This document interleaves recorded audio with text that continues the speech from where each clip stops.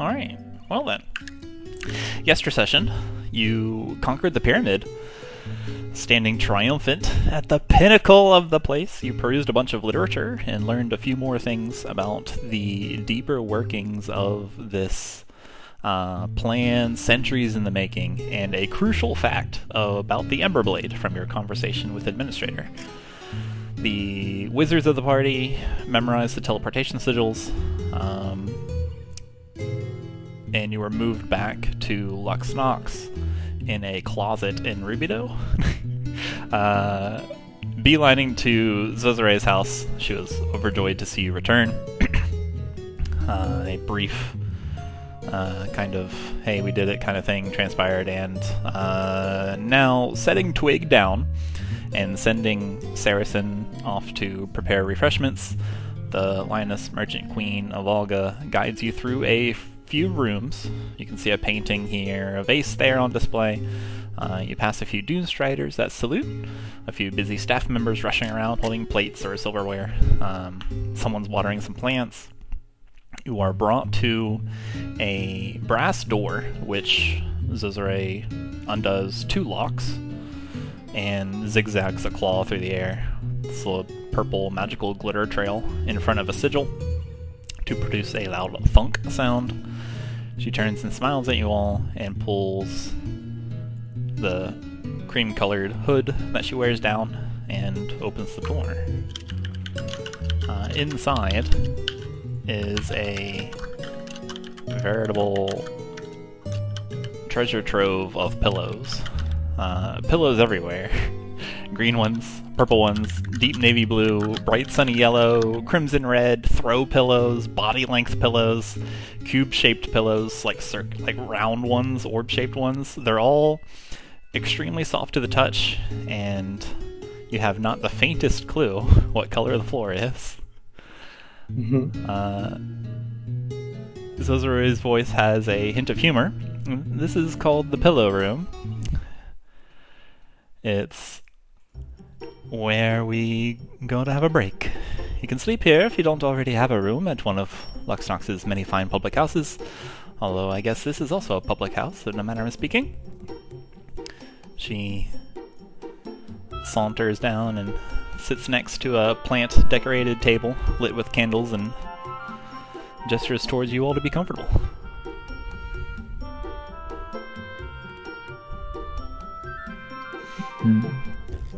Come have a seat. Tell me of the perilous adventure I sent you on. Xalia curls up between like 5 pillows. She is in a cave. She's partially flattened and contorting herself to not actually disturb the pillows. Become one with the pillows.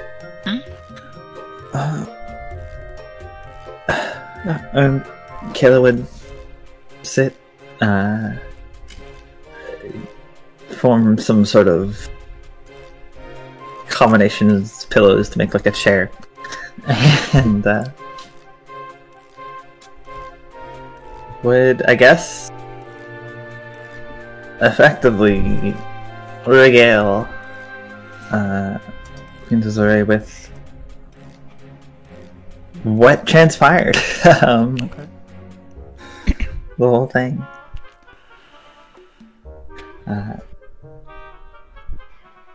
So, where do we begin?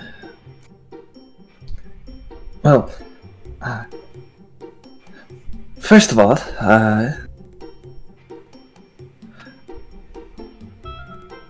actually, that dragon didn't end up mattering. They just got swallowed by some worm. When we actually arrived at the pyramid, we met up with Elena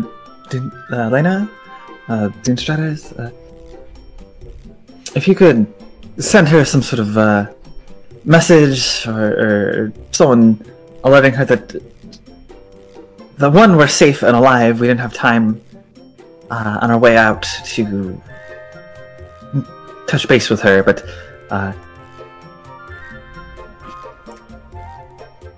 tell her that, if you can, send her a message that she doesn't need to punish herself anymore. That aside, we met with her, and then she let us through eventually after some convincing. And well, there was this annoying little dragon whelp thing. I think it was mechanical. Tried to crush us in one of the hallways. Providing assistive minor illusion diagrams from her corner. Okay. Thank you. A toy dragon? Yes. Well, not really a toy, but I think it was toying with us, and it tried to kill us. Either way, what's new in Khorzaire? Exactly. About this time, Saracen comes in. This little caracal-looking individual. He comes in. He's got a tea tray, like a silver tea tray, and it's got this large pot or pitcher. He sets it down in front of you. Coffee for everyone. Thank you for abiding in Khorzaire's delicacy. And he nods, pulls like a pad of parchment paper, or out of it. He just picks a spot next to his table, away from you all, but close enough to hear and converse with you. He sits down and pulls out a he pulls out a writing utensil. It's a quill, but the feather on it is incredibly long. Like it's ridiculously long. Like it's as big as his torso. It's very frumpy, very very like floppy. Like he just comes out of nowhere and just dips it in some ink. And he just watches you all.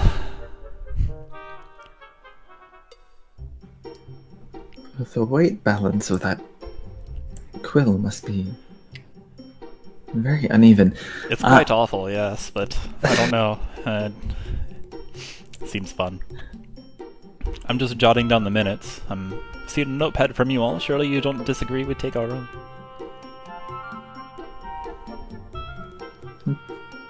Go ahead. Okay. It just goes away writing. That's the writing sound.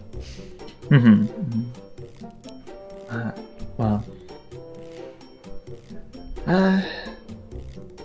Let's see. So there pours yourself some coffee. Well, I believe that pyramid was some sort of study or a laboratory for the being, well, once known as, sorry, hold on. I apologize. Take your time. I'm all ears. Sorry. Yeah, the being once known as Dela Cruz, but I believe now they go by Administrator. Some very ancient being. That one. I'm familiar with that one. They have deigned to visit me from time to time. Really? Yeah, usually some form of demand or update on the happenings and going on of Khorzaire, as if I didn't already know. How often have they been in contact? The last one wasn't too terribly long ago. Saracen, one... they seem to arrive bi-monthly, my lady. She turns back to you. Or back to you / the group. Seems to show up like 2 months-ish, 3 months-ish, whenever they feel like it, just to harry me. Well, if you're already familiar with them, then I suppose that makes us easier.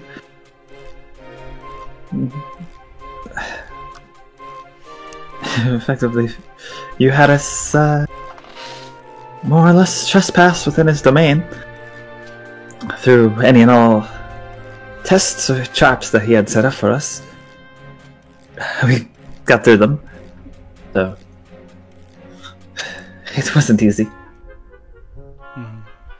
Sorry about that, but I was aware of that the pyramid was certainly dangerous, but forgive me for putting you in that position, but I wouldn't have done so if I did not believe with utter certainty that you would triumph. And here you are, proving correct.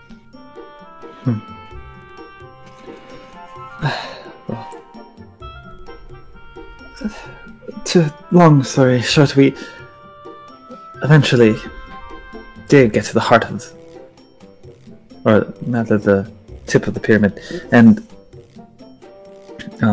in it was one of the cauldrons, which we lit, and upon lighting, we were face to face with the administrator themselves.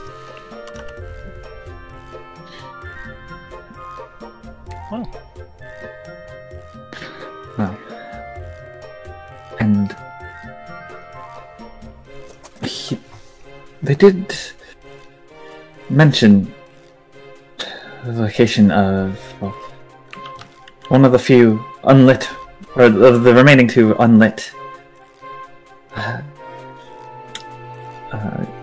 unlit fires that we must go to. Closest of which, back in Derlas, on the Zozo Academy rooftop. I believe we, after a rest, plan to try and make our way back in that direction. As much haste as we can. I see. Certainly... yeah, I will use the word trial. Certainly a trial, that pyramid place.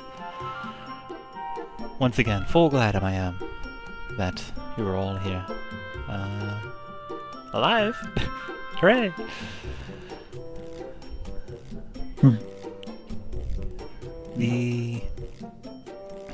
You mentioned you lit the cauldron, that's good. That certainly enhances our chances.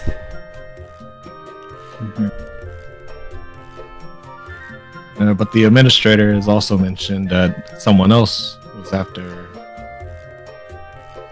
lighting the cauldrons as well. Yes, it seems they were keeping an eye on the other lights from their observatory. It would appear that while we were lighting this one here, there was action taken to light a different one, I believe, in Nexonere.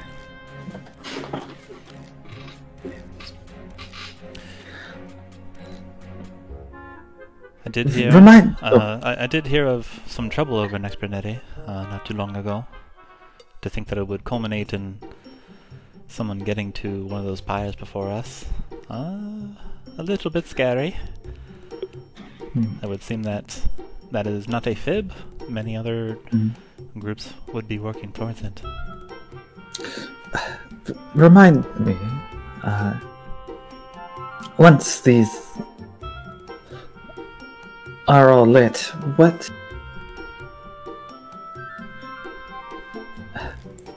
is your plan then for curing wandering? Well, have you...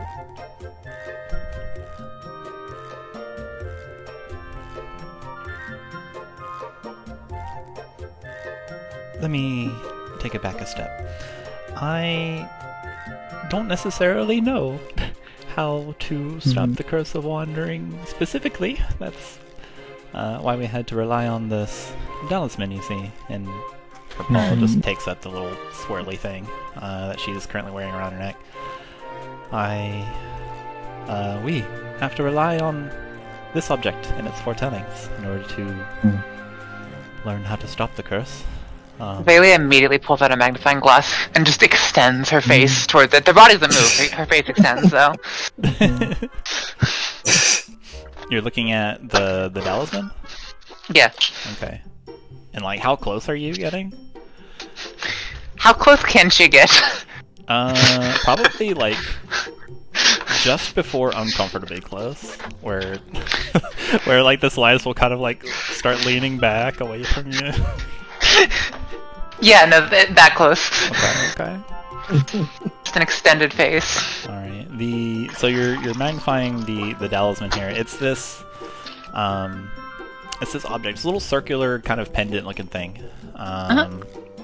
It's so the pendant is gold and it has inlaid circles and there's like a diamond nestled in the center. Okay. When you put it under scrutiny of your magnifier that you got way back. Yep. From the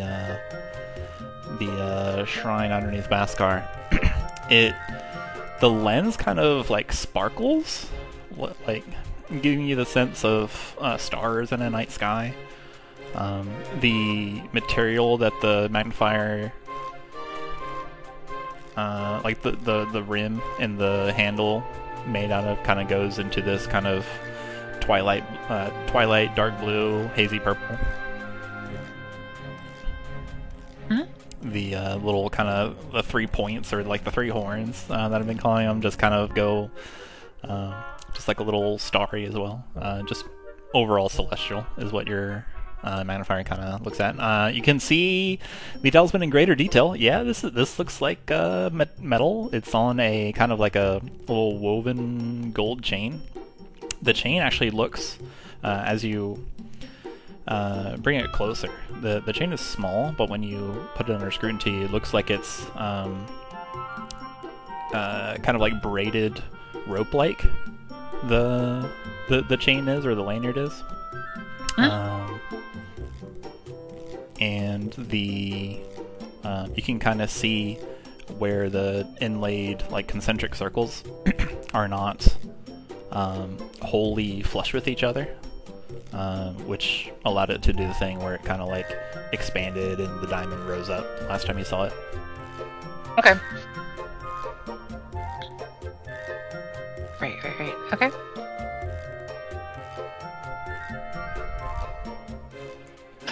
Zozari smells very nice. She smells like lavender. That's fair. And it's more her like, eyes and... Yeah, with like a little bit of vanilla. Yeah. Okay. It's more her eyes and mouth that are stretched out. Oh, okay. Well, I mean, the nose is along for the ride, but it's the eyes and the mouth that are physically stretched out. okay. Xalia currently looks like a cartoon character. Currently. I'm imagining Xalia just doing like a wooga. There's literally. Oh no, that's not what I meant. I meant like her, like she's moving the front half of her face along, and like the tips of her mouth are still back where her body is, and eyes. They just stretched out over the extended face, over like a foot or two. I understand. Just my mind went to the next logical conclusion.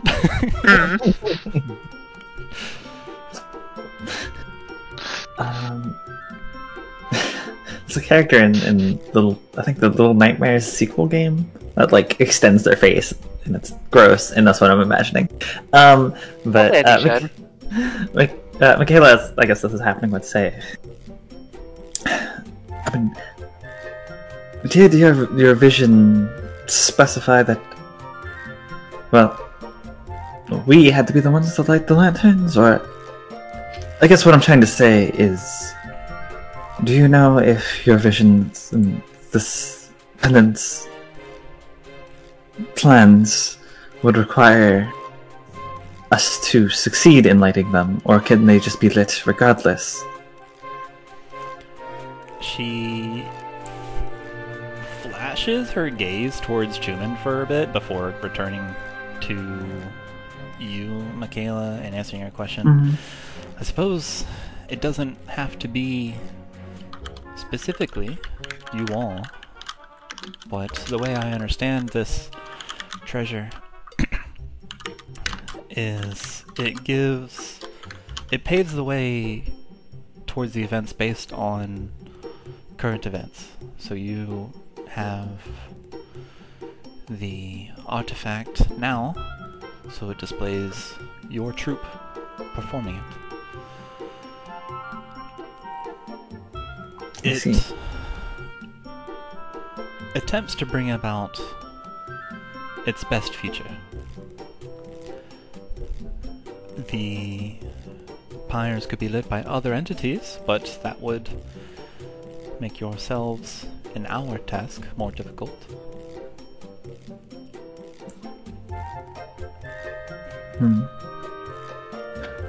I suppose was curious to know whether or not your work could potentially carry on, regardless of how things play out. But I assure you, I don't imagine any of us will be trying any less hard, regardless of whether or not we must or can, theoretically, still fail and you succeed. Well, my opinion is that the wielder of the Emberblade, she just stares at Pastiche's chest for a moment and like continues staring at them as she goes for her next sentences. About that, yes, I believe that part of one of the traps and or trials that we were subject to, I think, forced Pastiche's hand to draw the blade. I am of the opinion that if they are lit in the proximity of the Emberblade, it'll enhance its power, which is important for stopping the curse. I happen to know who is inside that thing. And naturally, since it is who part of what we are trying to revive, increasing their power would naturally be great for stopping the curse of wandering. However, Makayla, I notice you're using specific words. I want to be clear on what I am asking you to do. I want to end the curse of wandering wholesale. It stops. Period. No more people and animals or anything else rising as a desiccated husk, snuffing out more life like a candle. I want to revive Phoenix, because without it, our souls may never meet again. I hope I'm on your side. I'm worried that eventually we will run out of souls. All of them eventually caught in dragon shards. And Khorzaire will become a barren wasteland with only ghosts of the past wandering the dunes.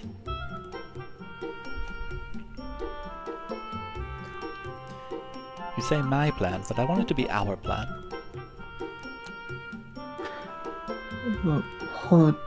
Wait. What is this about running out of souls? What exactly do you mean by that? Well, I mean, precisely what I said, right? Here, let me show you. She takes a cup off of the tea tray and pours some coffee in it. Imagine this coffee is a soul, your soul, anybody's soul. Glub glub. And then she grasps the cup in her paw and spins her wrist, and the coffee disappears. Melee or minor illusions the coffee back. Zozore just waves her paw and then... Oh, okay. It's illusion. It's like, wait a minute. The coffee is gone. It's safe. Contained in another dimension, but gone. That coffee is not available anymore. Suppose this coffee pot, or the rest of the souls in Khorzaire. There's a finite amount. Is it not?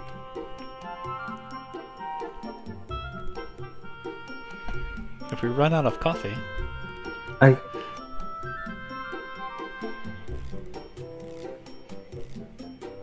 Forgive me, I don't know the finer science behind wandering, but is that saying the souls are trapped within the bodies?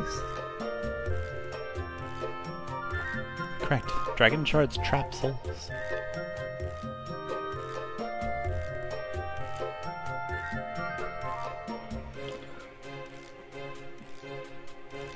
Then you can see her face kind of like weaken and like look a little kind of somber as she says this.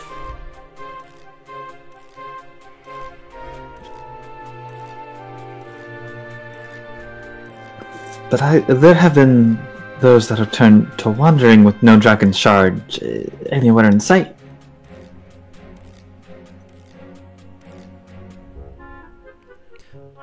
The way I understand it, it doesn't matter if a dragon shard is able to be seen or not. This soul travels upon the currents of the arcane wave just towards the nearest one. That may be very far away.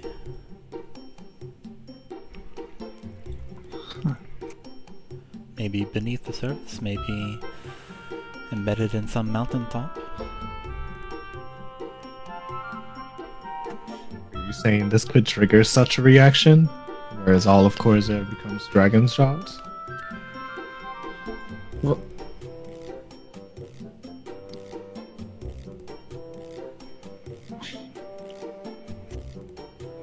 but if the soul is,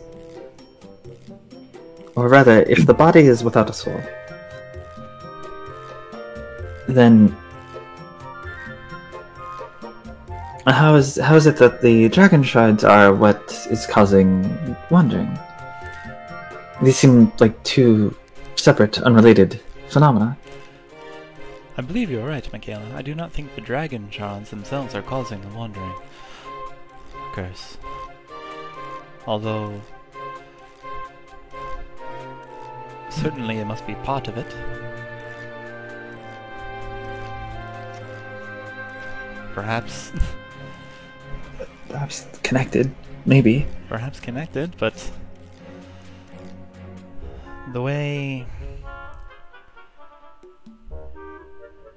I envision it, the Curse of Wandering is a product of either Phoenix's departure or death or whatever, being trapped inside that Ember Blade, at any rate, or some sort of divine punishment that God Emperor Wenceslas wrought upon us long ago when he chased after that bird.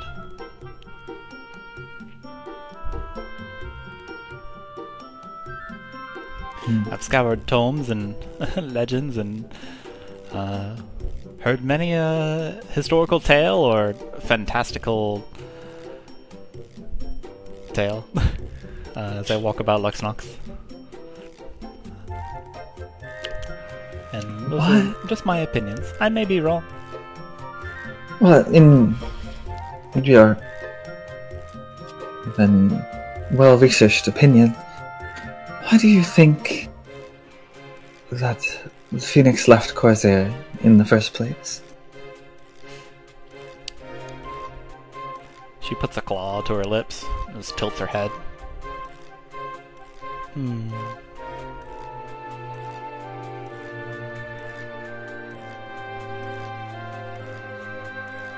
You know, I hadn't thought of that.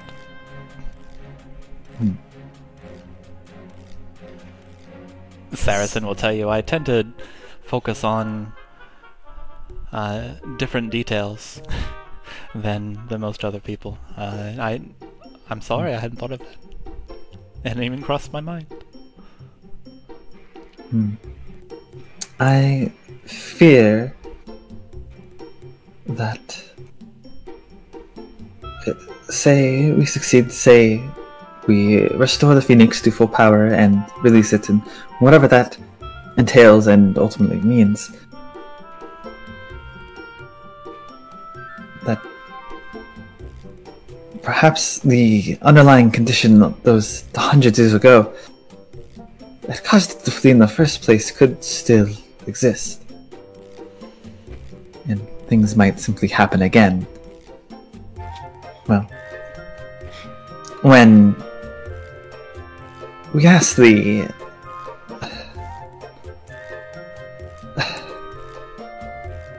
when we asked Dela Cruz this, they simply seemed to imply that they would simply just recapture it.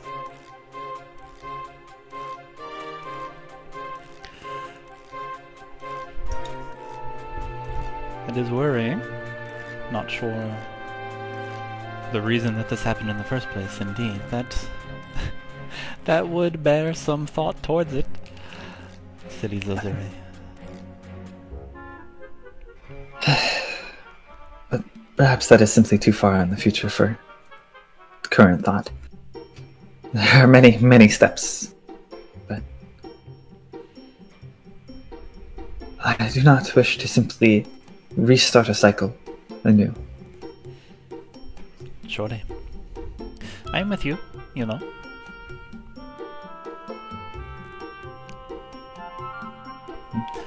If anything, we need a much more concise plan. One that will not at least repeat what is currently happening.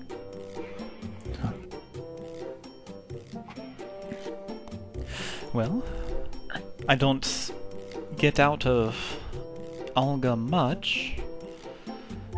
Really, only on my days off. Do I allow myself to investigate the desert? But you mentioned you're going to Durlusk is the next one. Is if that's where you're going, that is a high place of learning. Perhaps you might be able to find some sort of yet undiscovered knowledge inside one or more of the tomes and the places of learning. Perhaps. I'm just guessing. I'm not sure if they would have such such important knowledge just laying around. They might, but they might not. But perhaps someone there has managed to find something somewhere. But I don't think we'll have much luxury to peruse the tomes. At least, not right away. You might ask Merchant King Alma Sonoma. See if he already knows, or if he can point you in to the location of such a tome, or naturally find it yourself. Since I believe he's unavailable at the moment.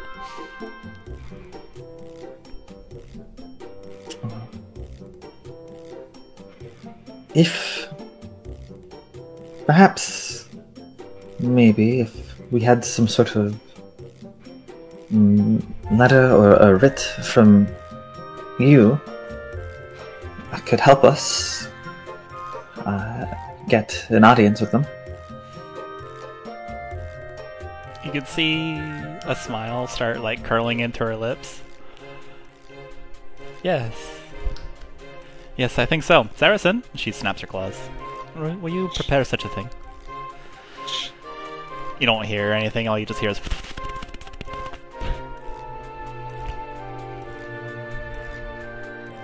Mm-hmm.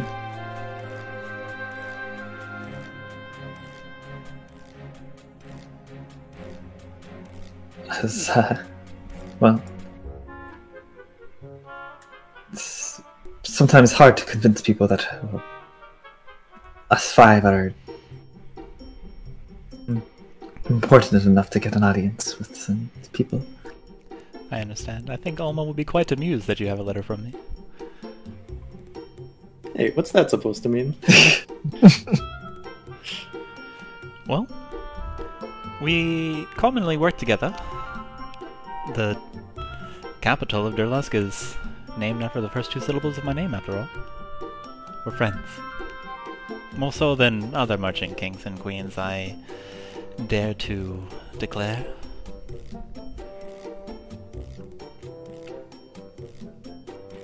Well, that's fortunate. I think.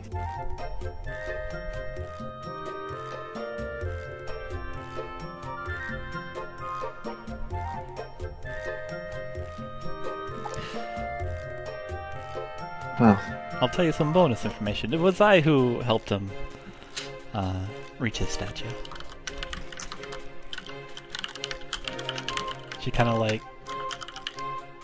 smirks, like when she says after she says stature.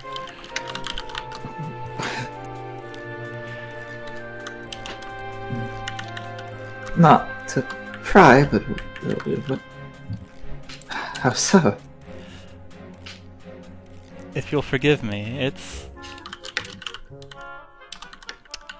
something that we have mutually agreed to keep.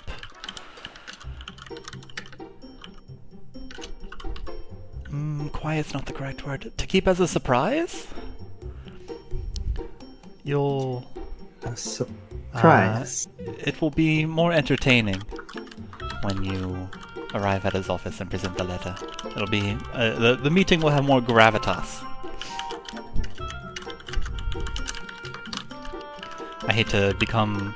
I hate to say something a little trite, but all will become clear at the appropriate time. Uh-huh. Well... Trust me, I'm not I am purposefully not telling you, but I'm not telling you out of mirth or nefarious deeds. I am simply trying to enhance your experience. Like, what are you doing? Well, I'm sure that it's fine, I guess. If it's something that you think is amusing, then I suppose it's not harmful or anything. She smiles.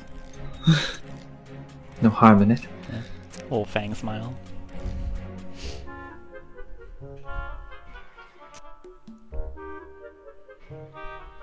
But I do believe that is.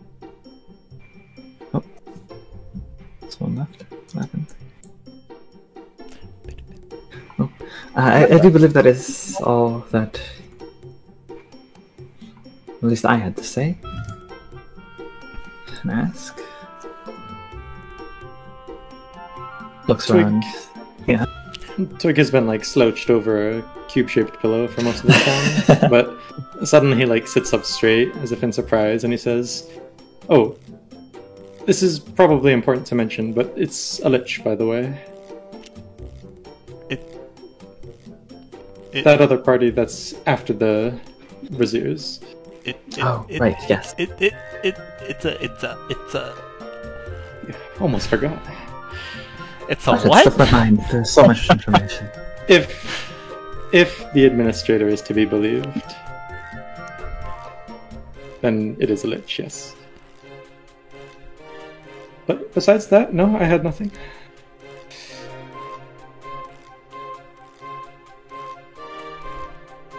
You can see her. Xalia very helpfully provides a minor illusion of a lich, including an animatic on phylacteries.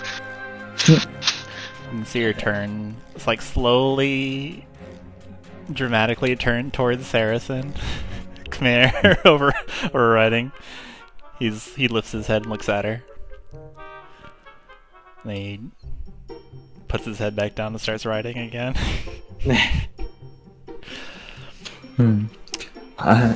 Well, I suppose. What other incredibly powerful being could we imagine would be after incredible power, I suppose? Xalia starts providing other answers, including several demons, several dragons, several things you've never even seen before, but they look fucking weird. It was rhetorical. She returns the animatic to being a lich. Oh, I did ask. Couldn't find. That wasn't really a good opportunity to bring it up, but I mean, there is from the records that the administrator has kept that I've seen in some of his other labs across Khorzaire. There seems to be someone else, perhaps on our side, another player, a dragon, I think. I believe they went by the name of, or administrator put their name down as Raikel?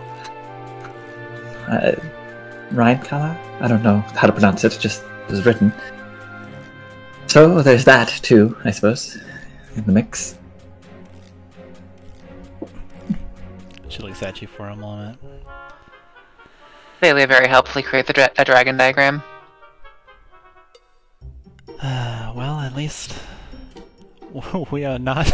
At least we're not working by ourselves.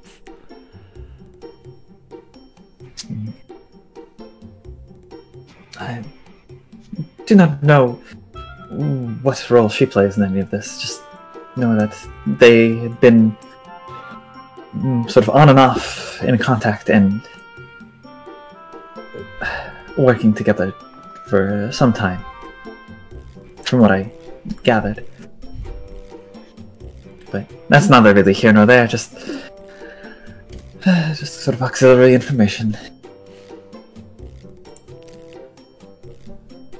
The lioness just crosses her arms, looks down for a moment, trying to think. A dragon alongside? I imagine they're busy. If they don't show up very often. I don't know. The records we found only hinted at what things that they could have been doing, but nothing that they were doing currently. Administrator also never mentioned this dragon to me. You would think that if they were doing something relevant, he would deign to bring it up.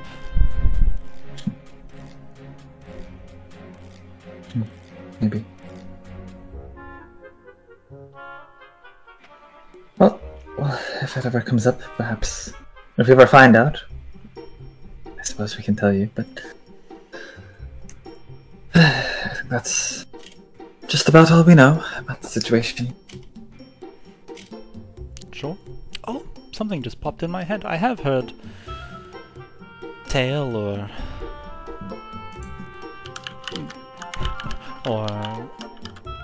campfire boogeyman story about seeing some sort of large dragon-like creature out on the dunes. That may be them.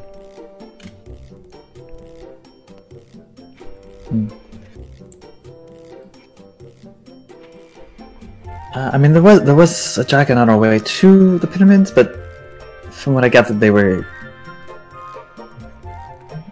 I guess, new to Khorzaire, and they were instantly swallowed by a giant worm. So I really don't think that was them. But perhaps that might not be the same one that you're referring to. The Merchant Queen laughs, kind of like a like a chortle. It's definitely a very bizarre, surreal experience. Anyways, Yes, I believe... being in a dragon's awesome presence will definitely give you a sense of surreal, I suppose. Well, I believe that we do need to get rest. It has been quite a day, and we are in quite a hurry to, well, see a bird about an airship, potentially. You're going to... oh, yes.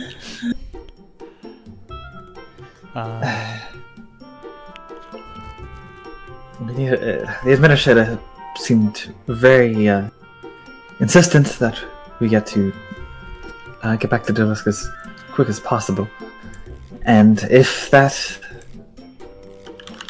ship works, that would be the fastest. We're not exactly on friendly terms, Administrator and I, but I would appreciate it if you did not offer up my own collaboration projects without my approval. But here you have my approval as well, yes. I was just thinking about how to get you across terrible scar on the land. Seeing as how the bridge is down, that made Xalia, minor illusions wings. You can fly. You can fly. Peanuts. Well, that is how we crossed it up the first time on our way here. Xalia gave wings to all of our raptors, though that was not necessarily the fastest, and we were attacked and ambushed by creatures that I guess they lurked within the rift itself. Xalia makes a noise. It's a vague dissatisfaction. It wasn't our smoothest attempts at crossing over. So many snakes. Maybe to you. You make the more dissatisfied noise. Well, I guess it's less of us this time going back. Did that nameless town between not too far from here ever get a name, by the way? I have not heard of it yet. Though I do know they were panhandling around for name suggestions. I remember they were working on some kind of flying craft there. Indeed. That craft could be what gets you over the gorge without incurring the same events, snakes. I imagine your ride will be much smoother this time than having to battle your way across the gorge.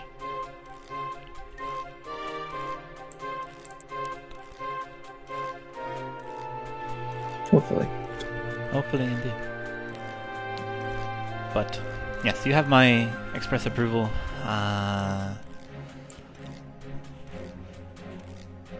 In what must be some kind of like practiced motion, there is like a whip of an envelope flying through the air, and then Xorzaire just like moves a paw and catches it without looking, and she slides it across the desk. Here's your writ of exploration. You are officially my wards under my wing. Much appreciated. And just wave that at whoever you want. They'll say yes, ma'am. I'm sure.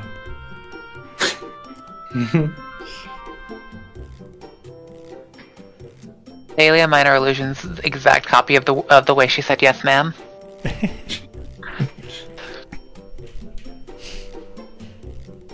Yes, ma'am. Yes, ma'am. Yes, ma'am. Yes, ma'am. He's gonna keep playing the echo game for a little bit.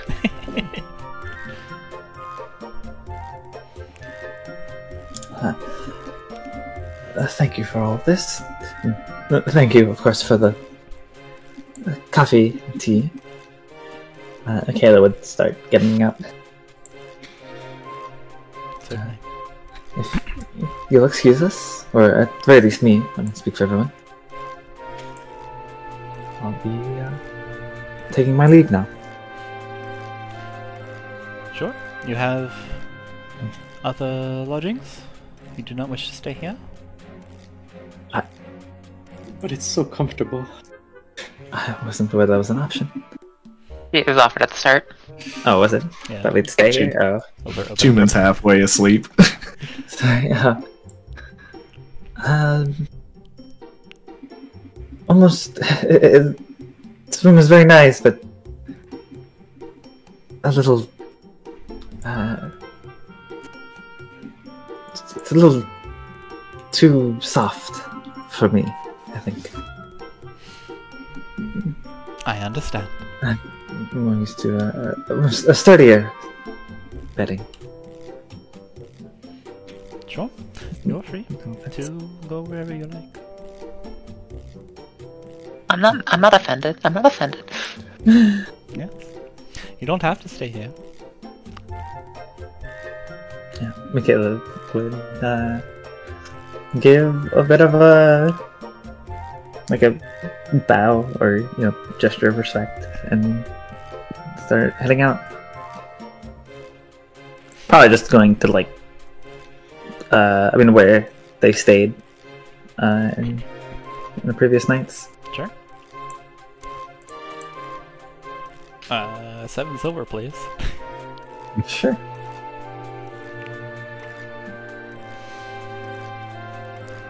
As Makayla steps out, Khorzaire looks over the remaining company. Xalia have become one with the pillows. Nods to Xalia. Chuman is in and out between falling asleep and staying up.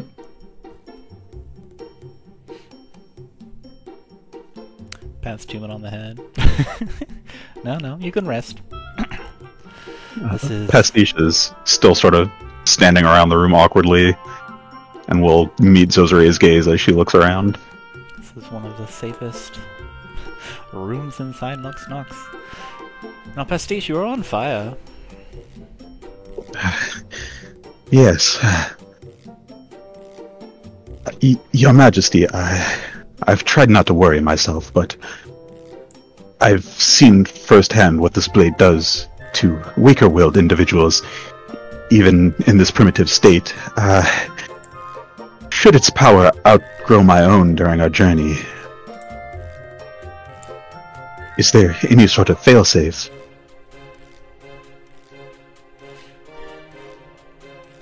Failsafe as to what?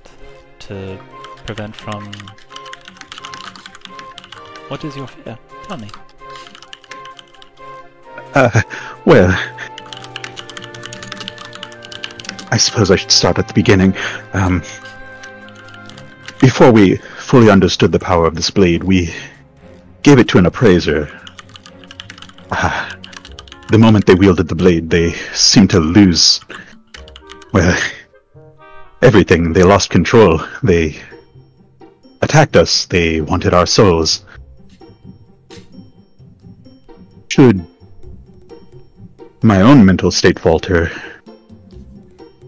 I can't imagine what my allies would do but turn against me.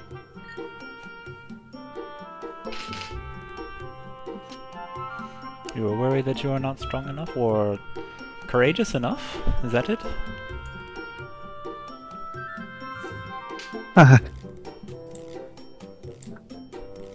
I would like not to be, but it is a possibility that I have to consider.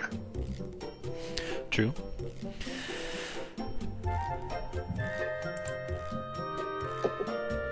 Pastiche, you mentioned that you were looking for someone. I think the courage that set you first on that path to seek them is what will guide you on maintaining yourself. I think that you have a goal, and that is admirable. And I hope that you will find the conclusion to that goal and you'll locate that person. I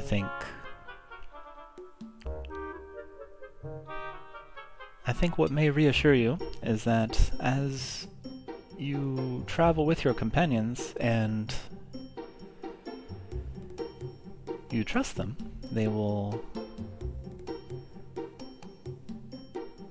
help you during any dark times that you will encounter. Even... You see, something I didn't know a long time ago, and perhaps something I still don't quite fully understand, is that friends and companions are there to protect you from other things, but also they can protect you from yourself. So if you find yourself unsure, cowardly, or if you're feeling some sort of way, not in control of yourself, down in the dumps of despair, turn to the people that have gravitated around you, Pastiche.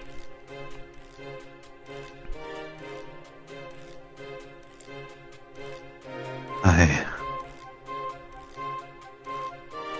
will keep your advice in mind. I'm not sure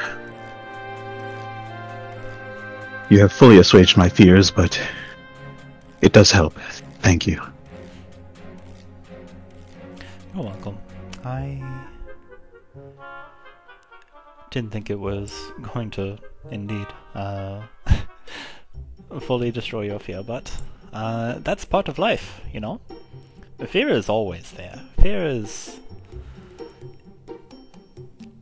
always going to be lurking in the dark corners of our mind.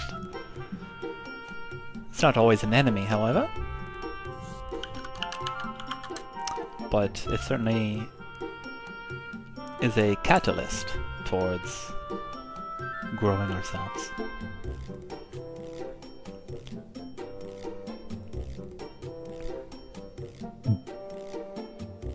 Pastiche will sort of mumble to themselves. Not always an enemy. And you may be right, Your Majesty.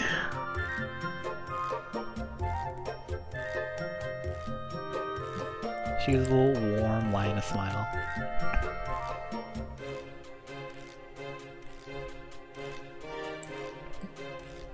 Chuman speaks up after the conversation. Queen Khorzaire, Yes. if I could ask you, have you seen me before? Or at least know of me? Khorzaire rolls a history check.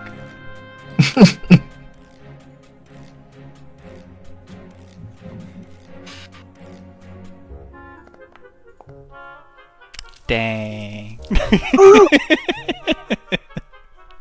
She gets a natural 20 for a 29. She looks at you, Chuman, yes. Where did you say you were from? Molitus. And you were...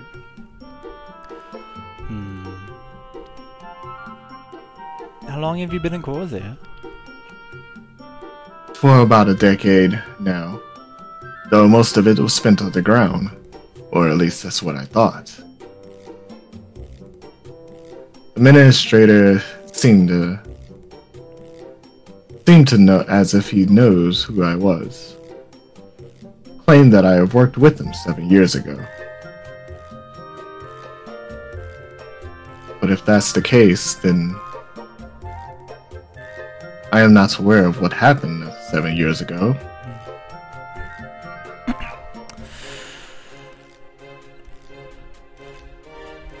I may have seen you before, Chuman, but please understand I see many people. I walk around all day, every day, and I travel often. I may not remember you, but take heart that I see you.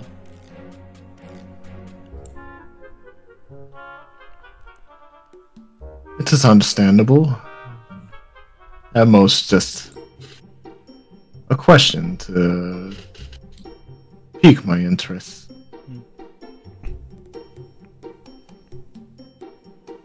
The administrator left me thinking, if what he said was true, then what exactly happened for the past 7 years? All I know is that I was underground. I see.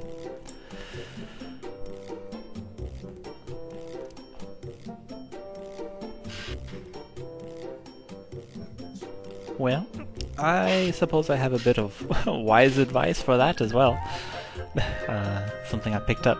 People will often, well, perhaps not often, people sometimes will say accusations to you, or allegations. Accusation has a bit of a nefarious tone. They will allege that you have done something that you cannot prove, one way or the other, and that calls yourself into question.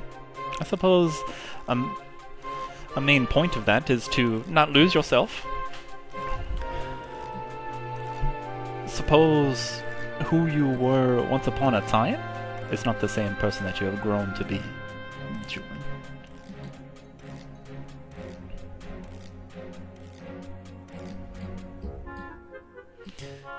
See, When you were a child, you were quizzical, always wanting to get into something. But now, perhaps? Good chill.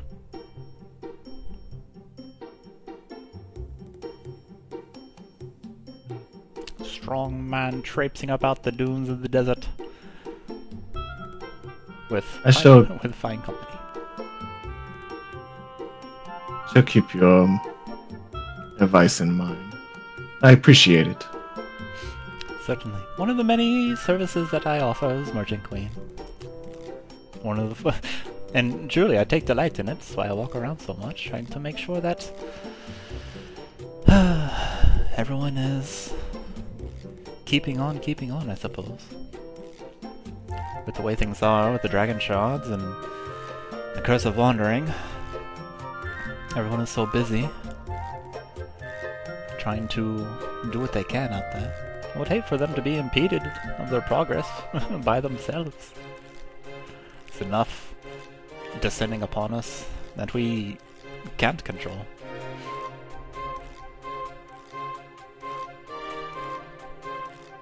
Something I've come to love about the Pipeless of Khorzaire, realizing what awaits us under the sun and at the end of our mortal coil is turning into a zombie and just murdering other people, of what we strive to accomplish. Look at what the Sparkers have done. Look at what a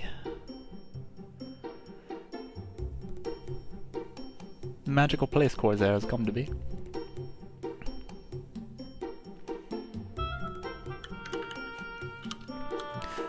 Would we accomplish the same if we if we weren't in such a predicament? Oh.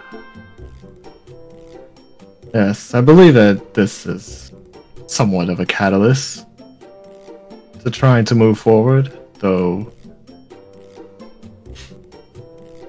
I suppose that sounds fairly insensitive when you look back at it. What other motivation without it?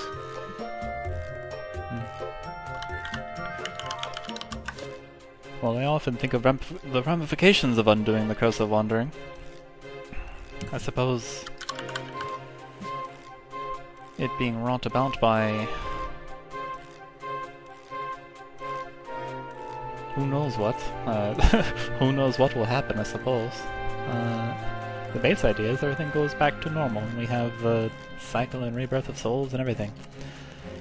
And I suppose another option is... well, I don't know what. Speaking of which, Yes. I remember you mentioned about the dragon shards. Should I suppose that analogy that you used for the coffee, would that mean that Khorzaire on a large scale would become dragon shards? The coffee that she made disappear just like zerps back into existence and she places it back on the table. Yeah, I am scared to think so. That eventually, I don't know how much time it will take.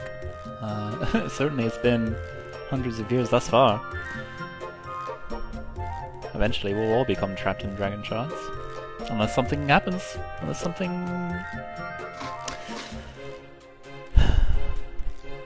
something makes otherwise.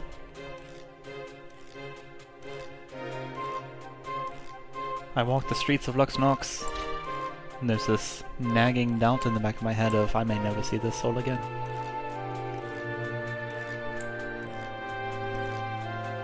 I see. It's terrible and tragic. Well, at best, at least the ideals are temporarily aligned. So we will try what we can to prevent such from happening. I'm full so glad for it.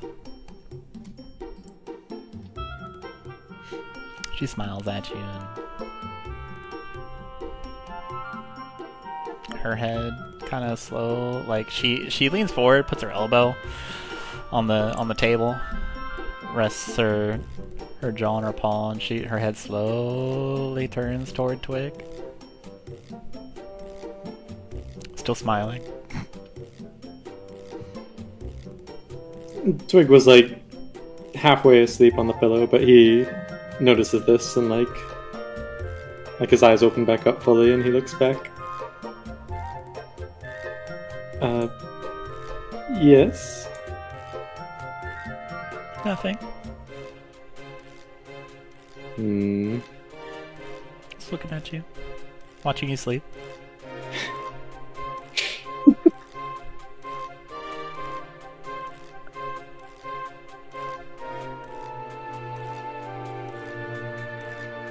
Well, thank you, I think.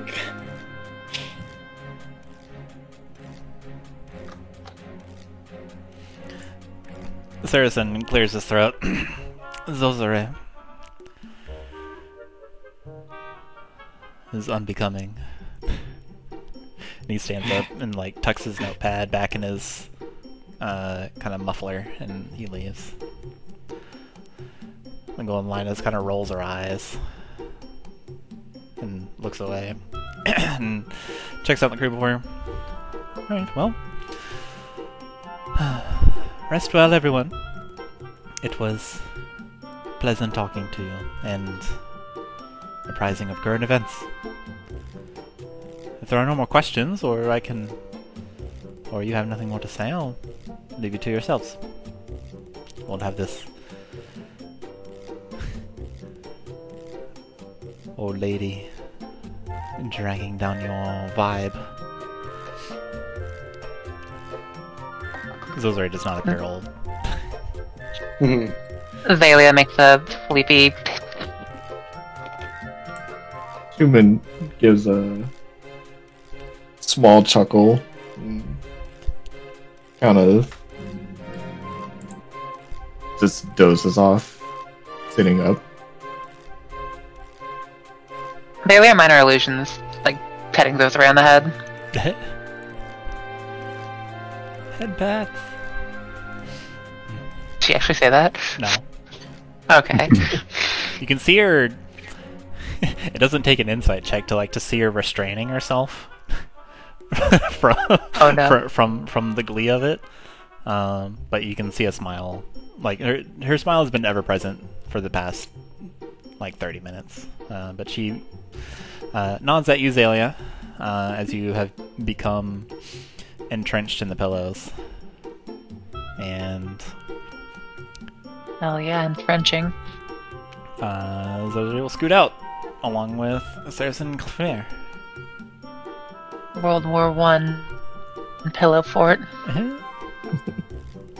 As they scoot out, Pastiche will find a large pillow, a large round pillow, and sort of wrap themselves around it.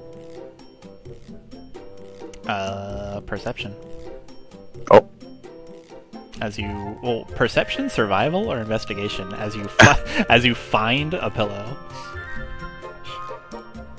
We don't have short pillows. All right. I like the idea of rolling survival for that. I don't think Pastiche is awake enough to roll survival for that. All right. Yeah. You find it. you get the pillow of your desire. It is very soft, like extremely soft. The texture of the case of the pillow is this nice little like velvety feel. You can feel the feather down. Excuse me. You can feel the feather down inside. It just like kind of fluffs around. Cool. Pastiche is more wrapped around it than on top of it. Mm-hmm. Like head over tail. Cat that's grown too big for its tail or for its bed. Okay. Excellent. Alright, as everyone is lulled to sleep within the pillow trove, and Makayla is snoozing away in her in-bed, you all get to mark your long rest. As a full night's sleep in a safe and comfortable place rejuvenates you, mind, body, and soul.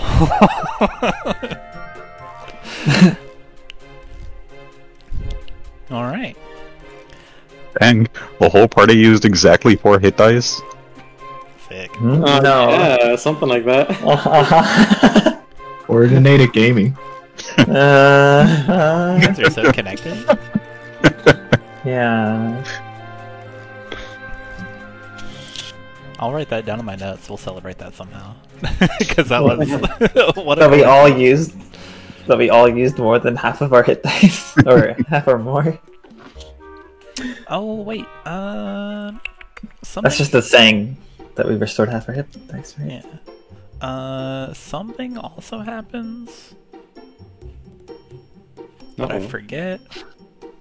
It's something I forgot to bring up last time. I'll bring it up at the end of the session this time, so don't let me forget.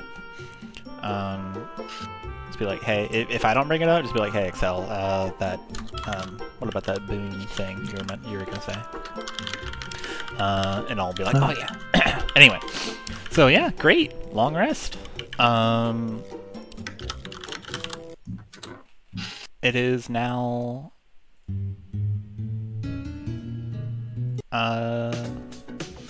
back. It is now back to Flexnox time.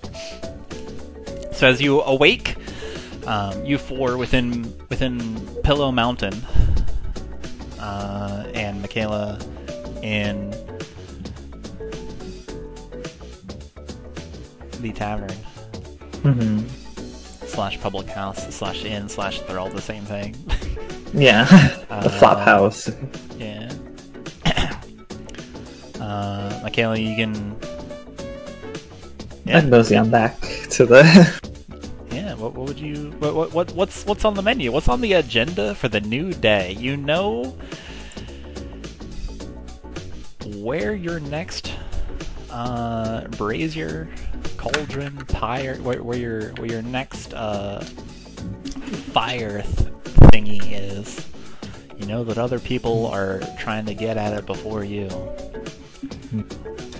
As you all rejoin each other's company in various states of alertness as you return from sleep. Xalia have like a wreath of eyes, all of which are slow, tired, sleepy blinking.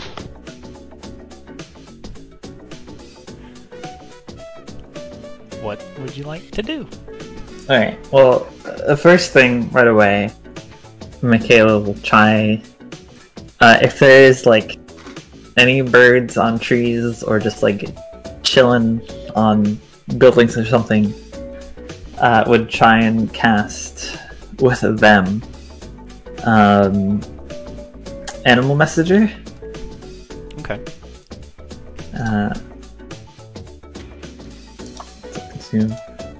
To send a message to Elena, describing like the location in front of the pyramid, saying, how many words I get? I get 25, right? Or is that no? That's the number of hours. 25 words. Yeah, 25 words. Alright. So you describe Elena Moonstrider, and yeah, you get 25 words. What are you speaking to this? Let's see. You found a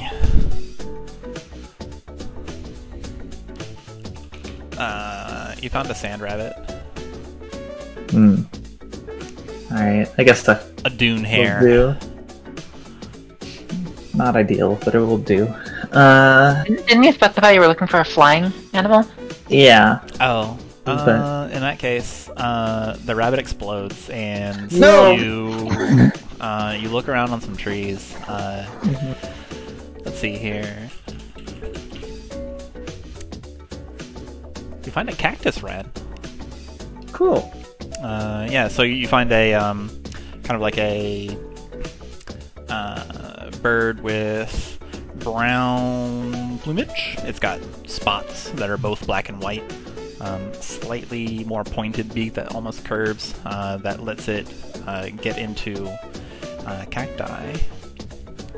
You just see them, like you see this thing just hopping around, and it looks like it's ready to take off and go find something to do when you animal messenger it, and then it turns around.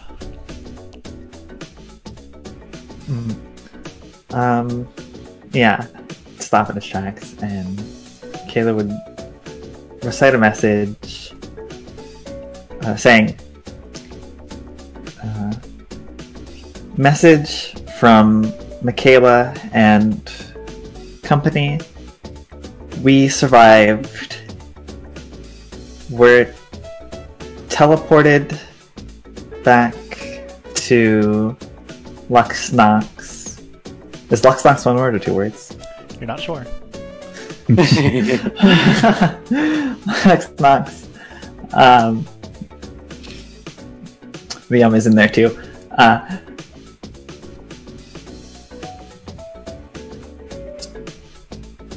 We survived. You should forgive yourself. Take care. I think that's good. I think we're... Okay. I think that was fun. We've been 25.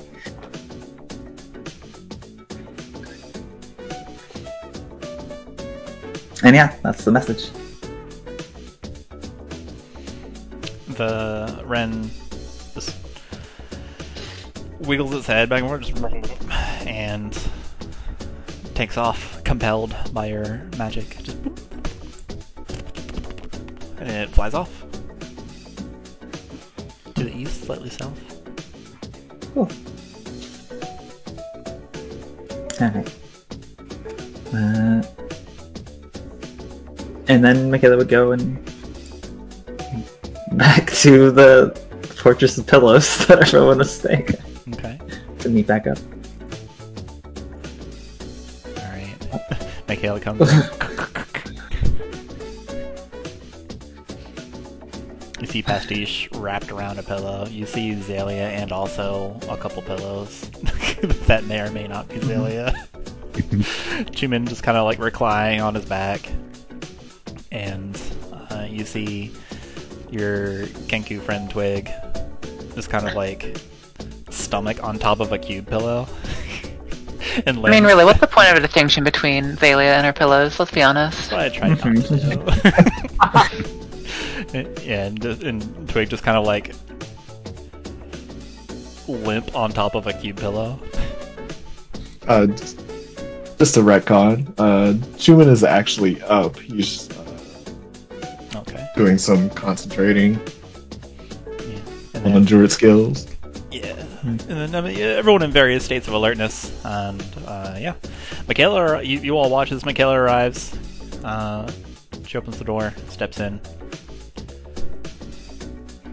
Alright. Is everyone ready? Yes, just about. At least Lux. Sorry, go I ahead. am. At least I am ready. The rest are Xalia fairly nods. comfy. You can't tell what part of her nods, but you can tell the nod. There is movement within the pillows. I mean, but you can tell it's a nod, not just a random movement. Sure. There's no time to waste. I'm ready as well. Pastiche. Yes, I believe I'm done here.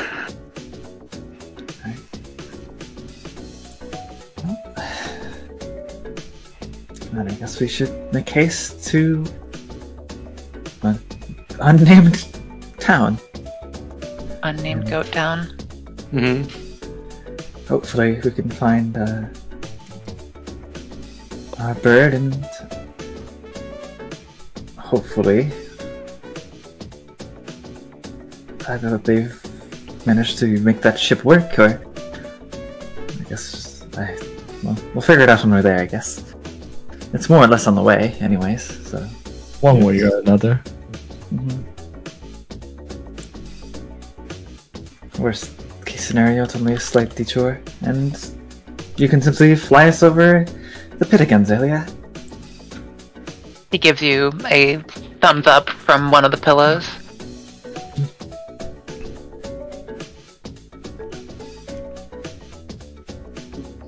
Chuman stands up. Well, I'm ready when the rest of you are.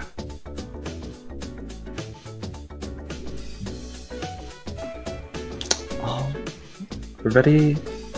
Oh, our raptors are still at. That's inconvenient. I should have messaged Elena regarding those. Well, I guess we should go about finding a way of securing transportation first.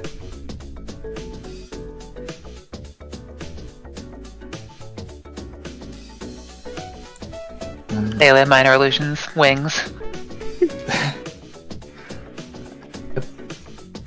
You can only have one of those spells at a time. Alien Minor Illusions, wings.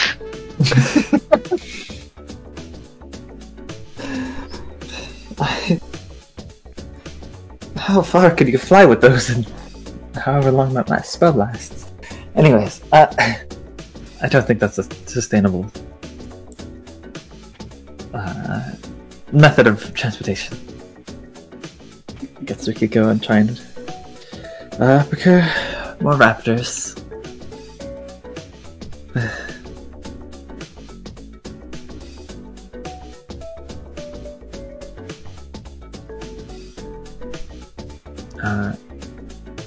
Unless anyone else has any other ideas that aren't one of us flying at a time.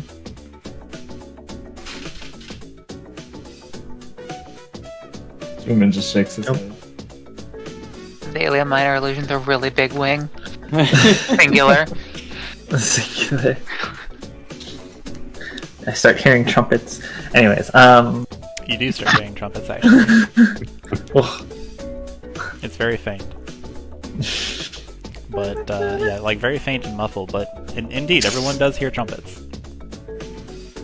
Wow. It's like, like I said, very faint, very muffled. You can't quite make out the cadence, but yeah. Is that part of the illusion? Nope. Well, Well, I guess you don't specifically know, but as it goes on, yeah, it becomes apparent that no, this is something happening outside.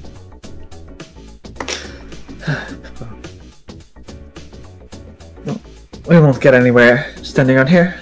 Let's go. Makayla would start leaving. Bailey's gonna get up and follow. Yep. Same. Okay. As you all head out to Luxnox, you get to the courtyard, and then of Zozare's or Merchant Queen Zozare's house, and then the trumpet becomes more apparent and becomes clear. It's like it's sort of like a that kind of thing. It just goes off every once in a while. And you get back into Luxnox proper, and you start searching for raptors. Wait, what the fuck was the trumpet? You're not sure, you hear it. It's something you hear. I see. I see.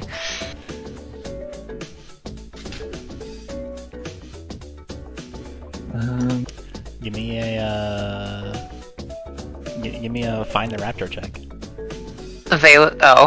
I was about to say Zayla actually starts flying off to look for the trumpets. I mean, you can. No one's stopping you. Yeah, she's gonna do it. All right, go ahead. And, so you cast fly. Uh-huh. Show me what or tell us what Fly looks like today? She's got the wreath of eyes, so instead of, it's like a set of wings, but instead of like feathers, they're like drawn out eyeball shapes. You think they're just like decorative patterning, but then the irises like shift around.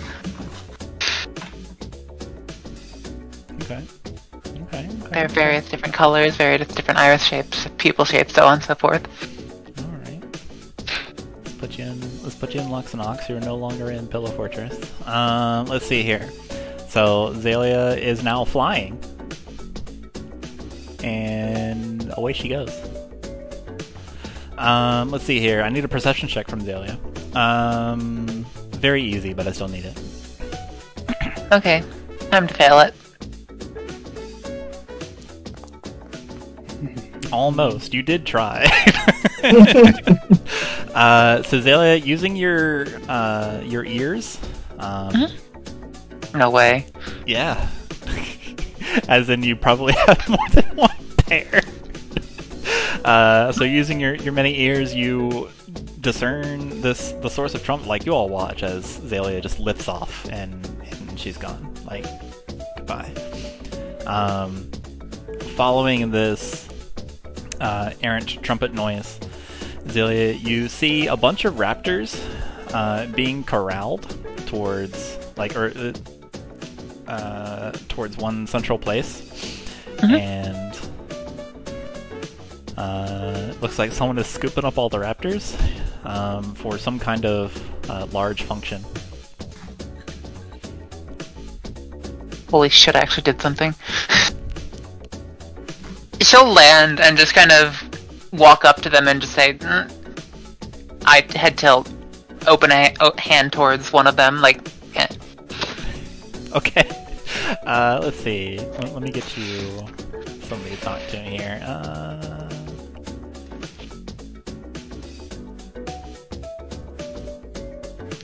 Shabam. Alright, so you come up on this person. They, like, the person that looks most in charge at the moment. They're directing people around, directing raptors around, using lots of hand gestures, and you go up and hand gesture to them. And then they hand gesture to you with a wave. And they'll say, "Oh, what's this then? Are you here for the raptor races?" She's gonna take her head and be like... She's not gonna say anything, but like, she's still gonna keep pointing at a raptor.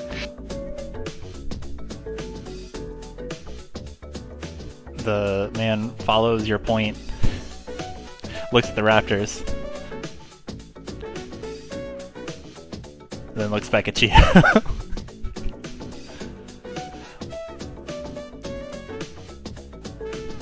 She's gonna minor illusion herself, like... What do you want about that? She's gonna minor illusion, like, herself and, like, everyone else in the party, riding raptors off into, like, the desert, and then, what's it? Just cut to a map, slowly going over to Durlusk. Oh, okay, I see. You could have said so. Well, I hate to say it, but today is the Raptor Race Day, meaning that all the raptors you see here are entered into the race, and they're not for riding off into the sunset. You might ask... You interrupt him? No, okay. You said all the raptors, right? All the raptors you see here. Oh, okay. You may have presumed that it was literally all. But they... Yeah, but they don't belong to the raptor race yet. You might consider trying to buy them off of whoever owns them, I guess, or you might find somebody that ain't... He's gonna minor illusion. Those are his yes, ma'am. Yes, ma'am. Alright. Yeah, he seems a little confused, but yeah. Oh shit, I was supposed to convince him. We have Zozara's blessing. He appears to... you get the sense that he appears to have taken that as, yes, okay, you understand, and he goes back to, like, gesturing and marking orders everywhere. I am aware. Xalia is not. She's just kind of standing there.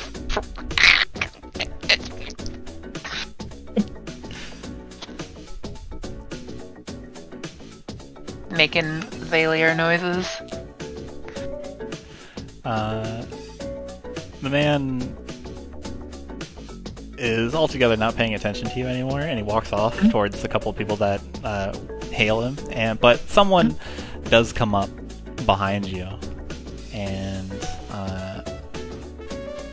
excuse me, can I help you? I saw you pointing at the raptors. You look at this person, they seem... Let me find out how they seem, hang on. Oh no, they seem a little wild-eyed. Like Xalia's gonna match it! Yeah, like they're the pupil, like the whites of their eyes are as big as dinner plates. And like they've got like this half-open kind of like... like half mouth open smile. They're wearing this just regular kind of head covering to protect the top of their head from the sun. They've got just kind of like slightly tattered garments, like kind of like a shawl that goes over their front and back, but it's not. It doesn't have sleeves. It's just this long kind of oval piece of cloth or a piece of linen. Okay. It's orange. They've got some blue parachute pants. Their head might be tilted a little. He's gonna point at a raptor and then just kind of minor illusion a map, and with a question mark on it, roaming over the you know, the density of the map. You trying to get the raptors? He'll nod. You wanna free the raptors? They shouldn't be in the race, you know. That's not where they want to be. They should be free, roaming the dunes.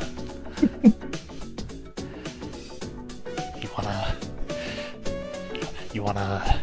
I've been trying to figure out how to set them free. You wanna set them free with me? I'm gonna roll a wisdom check. I'm not gonna make it a save. She's gonna nod. Alright. The person starts wringing their hands and looking from side to side. Alright. It lower the voice. Alright, so here's the plan. Do you already have a plan? I don't necessarily have a plan at the moment, but I can make a plan. Gonna shake her head and kind of lean in, interested. Okay. From beneath their shawl, they produce a potato with lots of like straws or like coming out of it. It's got like a few metallic rods in it, and they also produce like a cup of water. You know what I'm getting at, yeah? I'm not even gonna roll the check. Yes, she does. She nods excitedly. Alright, so I'll do this over there, and then you, accomplice, we're in this together. You set all the raptors free, and then we'll meet up later, and then we'll set the raptors into the desert where they can be their raptor selves. And then the raptor races, they'll never be able to run. No more raptor exploitation.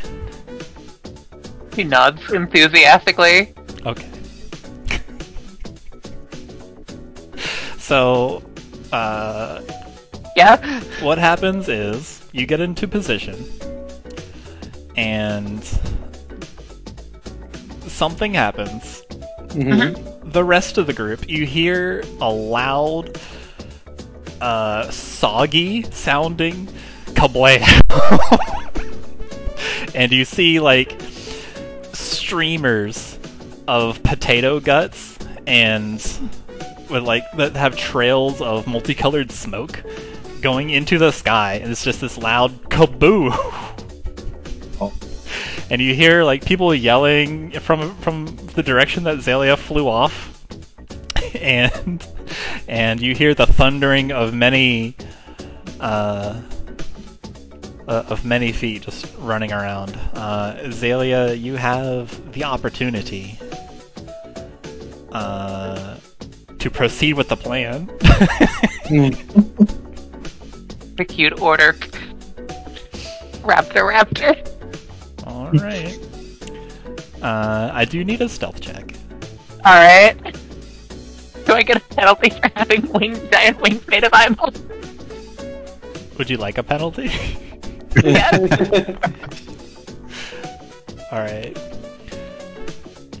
As you steal towards the raptors that were, being corralled, they have been left alone by the loud kaboom and like the panic that has ensued across this alley where the raptor races were getting into groove. Let's see. Actually, slide me an animal handling real quick. Alright. Do I no. Just wanna be normal. Okay.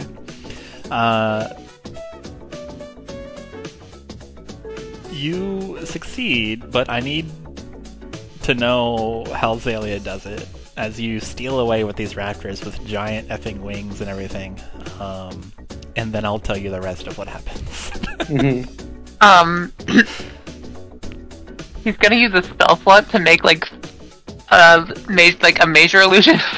4 different of her going off in various directions, and also what's it? Make it and not have her, and she's gonna just fly off through the giant swarm of raptors. Okay.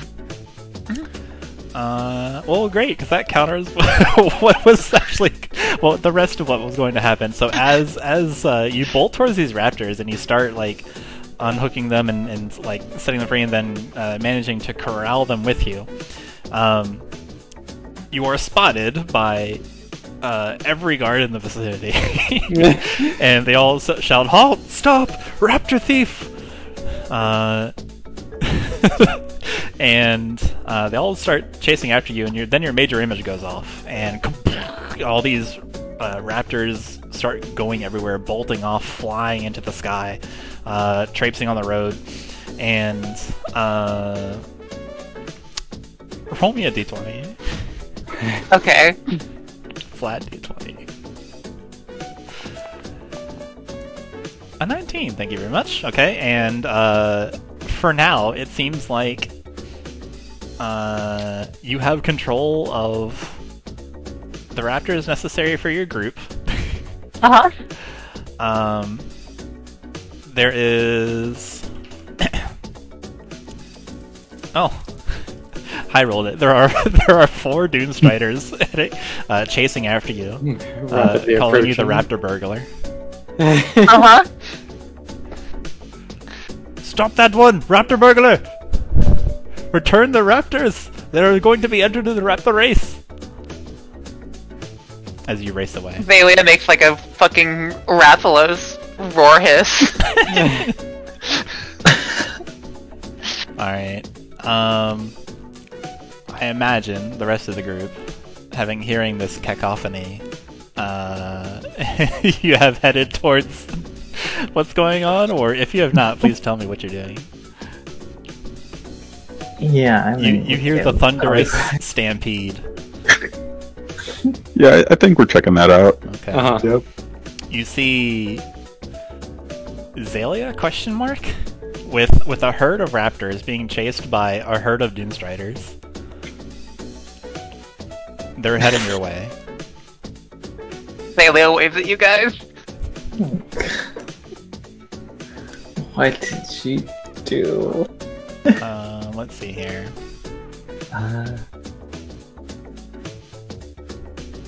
Xalia's like riding on one of them? Yeah. God. Let me just change the music real quick.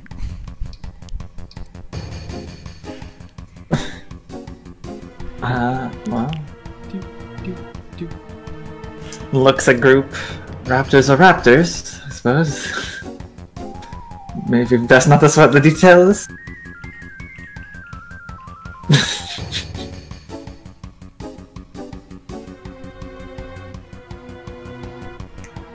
And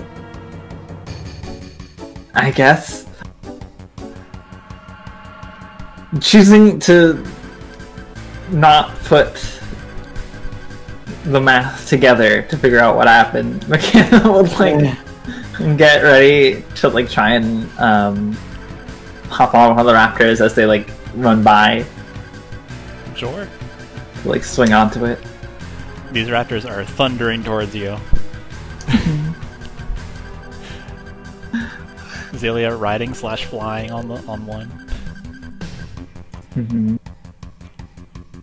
Do some. You're concentrating too. All right, yeah.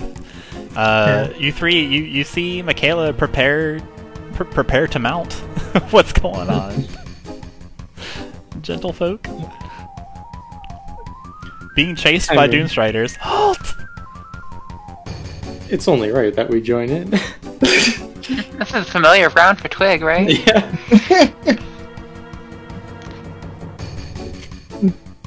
Twig's gonna go ahead and try to take a raptor. that one that just made that noise. Alright. Seems eager. Free raptor is certainly better than no raptor. Pastiche knows. We're gonna get in pipes so out. much fucking trouble with those array when we get back. I mean, for all we know, there was just a bunch of rampaging raptors. We're just getting them under control. Yeah, we were just getting under control, and you know, it was useful at the time and convenient. We Please didn't know ignore what the the situation. Doomstriders. She'll get over it. Trust me. I'm sure it's all a big misunderstanding. As you all converse among yourselves, trying to decide the ramifications of what will happen to you, with the merchant queen of the city as you steal 5 raptors from the raptor races, a city function. They are immediately upon you. No time to think. What's going on? Xalia stealing the raptors. Like, we're just, we don't know they're from the race. They could be from anywhere. Makayla, I need an acrobatics check. Right. Unless you think it should be something else. Acrobatics makes sense. Oh, just barely. All right, Makayla, you prepare yourself as you're conversing with your companions, trying to trying to justify that this is a good idea. You actually have a degree of skill in this from your previous nomadic life of hopping on a speeding mount. So yeah, whoop whoop, you are on top of a raptor. Boop, boop. And then she like kind of, as she does, she like kicks off like the air as if there was like a bit of a wall there, as she like jumps and kind of spins onto the raptor's back. Sick. Chuman runs alongside of a raptor, preparing to mount. I hope you're the one that will be explaining to Queen Xalia. Don't look this raptor in the mouth. Xalia give you a heads up. Alright. Chuman, I need an acrobatics check for you. As you run alongside a speeding raptor, corralled by Xalia's magic.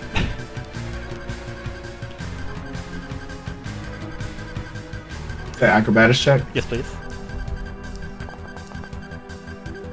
Cool, 14. Good enough. Yeah, you run alongside.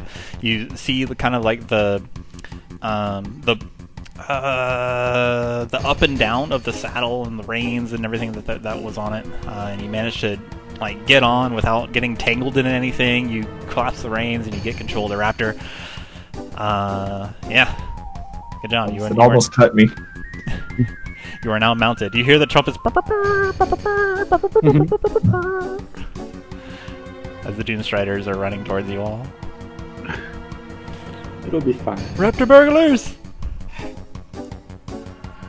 As the raptors kind of head in Pastiche's direction, they're going to reach into the air, snap their fingers, and out of their skin will fall a young lady with a big feathery cloak.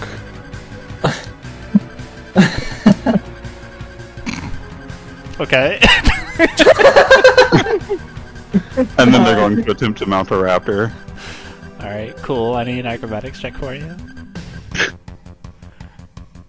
And since you made me laugh, you get a +3 on it. Sick. All along, you thought it was a burglar. Yeah, very nice. You take on the guise of a certain lady wearing a certain feathery cloak, and you deftly hop on the raptor. Yeah, as it's speeding by you, whoop, you just get kind of like pulled and using the pulley system. you arrive on a raptor. Twig. What's the plan? As the raptor's speeding by, there's a straggler raptor just kind of like losing its speed, just kind of trotting. It looks a little lost now. The Doomstriders are still like chasing us, right? Oh yeah, they're coming. As Twig like hustles to try to catch up with the raptor, like he's gonna pull something out of his pocket and just toss a distraction behind himself as he hops up on the raptor. Alright. Let's see here. I'm gonna keep these private. No way, dude. They all failed. Let's go. Easy peasy. Alright, so Twig, as you take something out, well, go ahead and your glowing coin absolutely works. So tell me more about it. Basically, he just like fishes a coin out of his purse and just like flips it between his fingers, imbues it with magic, and flips it up in the air as it starts like shining very distractingly. Yeah, it catches the sun in a certain manner, and then it kind of like maybe like a disco ball. Yeah, like a little disco ball of light going around. The Doomstriders shield their eyes for a moment, and then you hear 4 like burly like security guards just all gasp at the same time.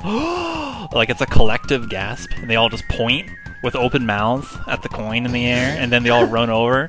They all just kind of like wide stance, half bend over, like look at the ground where the coin landed. Like 2 of them are still pointing at it. They're like, "Oh no way!" Yeah, acrobatics for you, please. Oh no. Oh, that was a raptor. Oh. I What is your bonus to dexterity? Mine is plus acrobatics. Yeah. My acrobatics is +8. Well, you're fine. 8 plus 5 is 13. That's what you need. Alright, cool. Yeah. You all managed to heist raptors. Successfully distract the guards from chasing you. And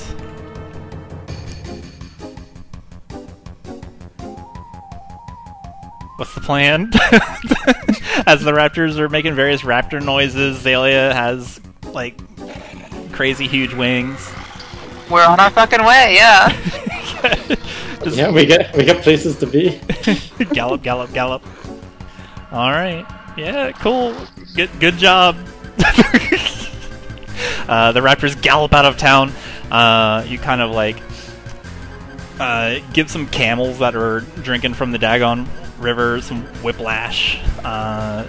You dive beneath the archway that is guarded by some Doomstriders. They just watch you leave in a hurry, and they just watch you, then look at each other, and then shrug. Big waves. There's like a confused little, yeah, hi, bye. They don't know what's going on. So you appear to have gotten away scot-free. Until we get back. That's later problem. By the time we get back, we'll be heroes, and it won't be an issue. Yeah, that'll be fine. Let's see here. As you travel beneath the archway, cast a glance, like a wary glance over your side to see if you're still being pursued.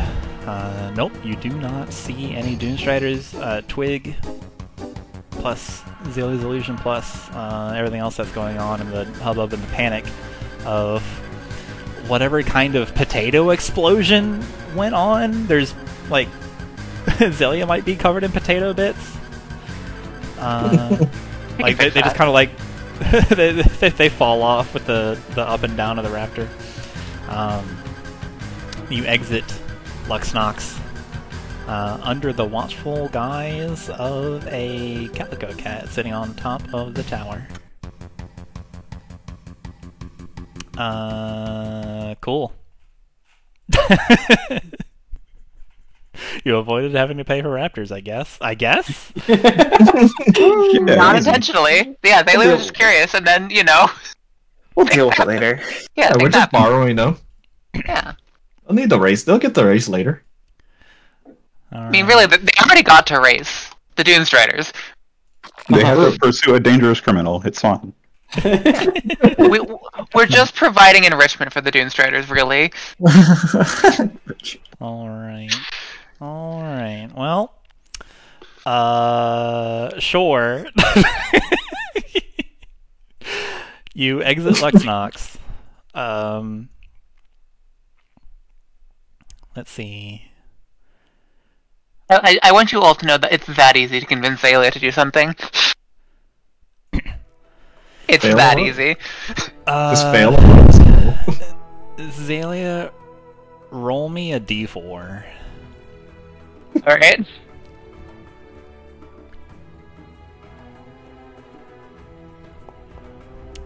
Okay. It takes a few minutes before we realize that we have exited Luxnox through the northern gate. So you take some extra time circling around. Taking a wide path. Circling around the city. This lovely jewel in the middle of a desert. Circling your raptors around. Calming them down from the excitement. And heading back towards this nameless establishment where they were constructing something of wonder, something that may get you back on the other side of the Laughing Gorge, and potentially much more safely. Somebody roll me a d12. As you're cresting the dunes, going down, you see the lovely crescent-shaped dunes of the wind pushing up against a center, like, mass. A 12. A 12? You guys are on fire today. And A 12 is on fire. yeah, 12 out of 12. a 12 out of 12. It's the top. Oh. It's the top face. Right, I forgot it was D12 and not a D20. Thank you, Mins. Anytime. You maneuver through the desert. You're safe. You've got your breath back. You've got your bearings, and you can see shapes in the distance. You can see the shapes of like the silhouettes of a few tents, a few watchtower sort of buildings made out of wood in the distance, and you can see a curious sight. Something a little more art, something that looks like it has flags of large parchment raised. As you get closer, it looks to be some sails, and perhaps 10 minutes out from the nameless city. Is there anything you would like to do or accomplish before we get there?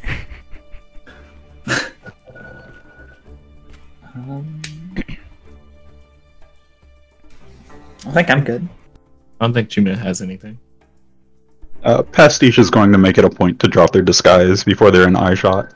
Xalia's gonna let the spare raptor run free. Fair Raptors to completing her goal. The Raptor Robber has accomplished the goal. All right. The Raptors make some noises.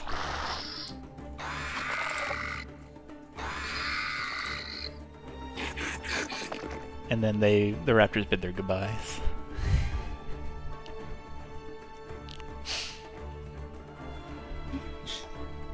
The Raptors move off into the dunes.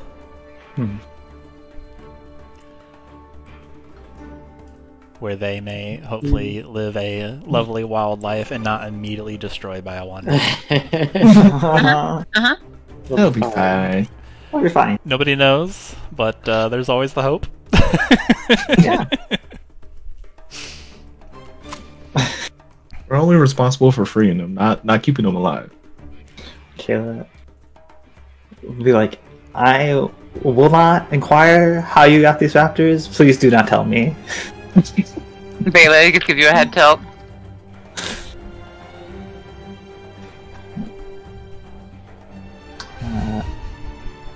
Yeah, I guess. Okay. Yeah, we'll just walk the rest of the way over to this. Okay. With your rustled raptors, you make your way back to this lovely place of people just coming together to work towards a singular goal, and that goal was building something excellent. You can definitely see now very clearly. You can see people kind of milling around. You can hear the sounds of hammers upon wood. Many tents. You can see people with their own raptors moving goods around, using them as beasts of burden. You can also see a silhouette come towards you in the sky. It is small. It comes relatively close towards you, then wheels back around, and then heads back towards the establishment. You can see like the smoke of a campfire, or like a dinner fire, lunch fire. You can see the smoke of like meal stuff come into view, and most of the stuff that you remembered being here is here, as you do encounter a different, a new erection to the outside of town. There is a sign that says, "Welcome to Plid." Plid? You what? Sorry? There's a sign that says, "Welcome to Plid." Lid. Yeah. Understood. Cool. As you Guess I have a name. Was that any of yours? I think some of you put suggestions. Twig just gives like a sly nod to Pastiche. Pastiche has a proud grin on their face. Congratulations, I suppose. As you enter this town proper, you can see that there's quite a bit of hustle and bustle and happenings going on. People are moving rapidly.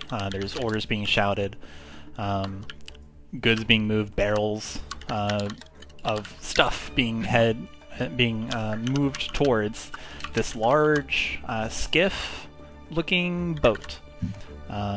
It is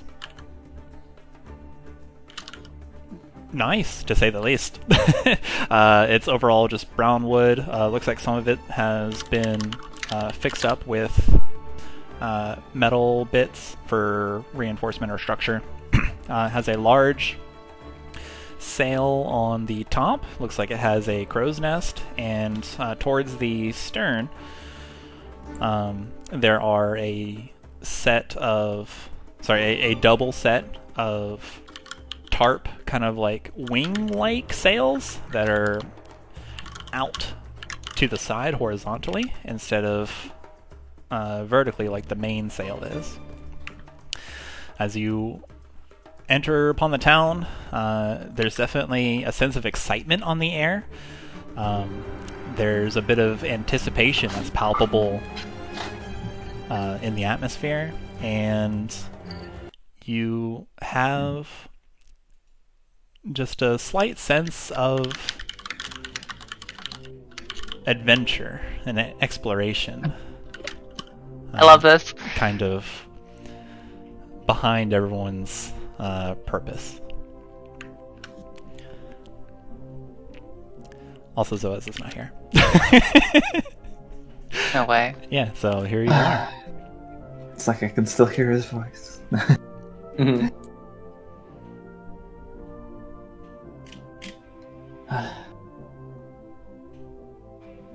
Well, I suppose we should try and find the bird. I believe they were in charge of operations this last time we were here. Seems like they were in charge of the entire area. Definitely go see them first, at least. Do we see them flying around, or like we saw them when they're like coming in, but now that we're here, do we see kind of where they currently are? I assume somewhere near the ship. Yeah, survival or construction. perception. To either track them down or just kind of like skim. Perception. Okay. 14. 14. As you ride through town. 14's good enough, yeah. As you ride through town, which is fun to say, right? Because it used to be just kind of like just an amalgamation of tents and some building construction. But Sort of now it's more of a town. Yeah. There's people that have set up shops. There's somebody that has set up some kind of eatery. It's becoming more and more like an actual place to live instead of just a place that seemed more towards, you know, a nomadic settlement. As you're riding through, you head towards where the boat was. You do find who is flitting about the raven, the curious raven. They are not necessarily engaging in the activity that everyone else is, as far as like barking orders and stuff. Like they're not yelling at anybody. They're just floating around, checking things, saying something, you know, at an inside voice, nodding. You can also see them carrying smaller goods, probably something not more than, you know, 1 pound, and it's always got it like it's carrying it with a strand of creep on towards it, bringing things towards us. So yeah, you managed to see them. You can head in town. You can control your tokens now.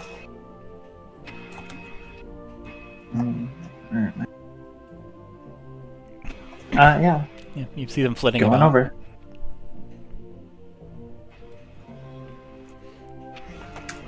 Kayla would just kind of get straight to it, call to them.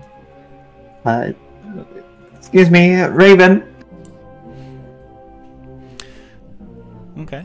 Yeah, you call to them. You get their attention. They look up, just and then like tilt their head in a bird style, and then immediately just flop, flop, flop, flop, flop, flop, over towards you, and then they land, do a couple hops in the sand in front of you.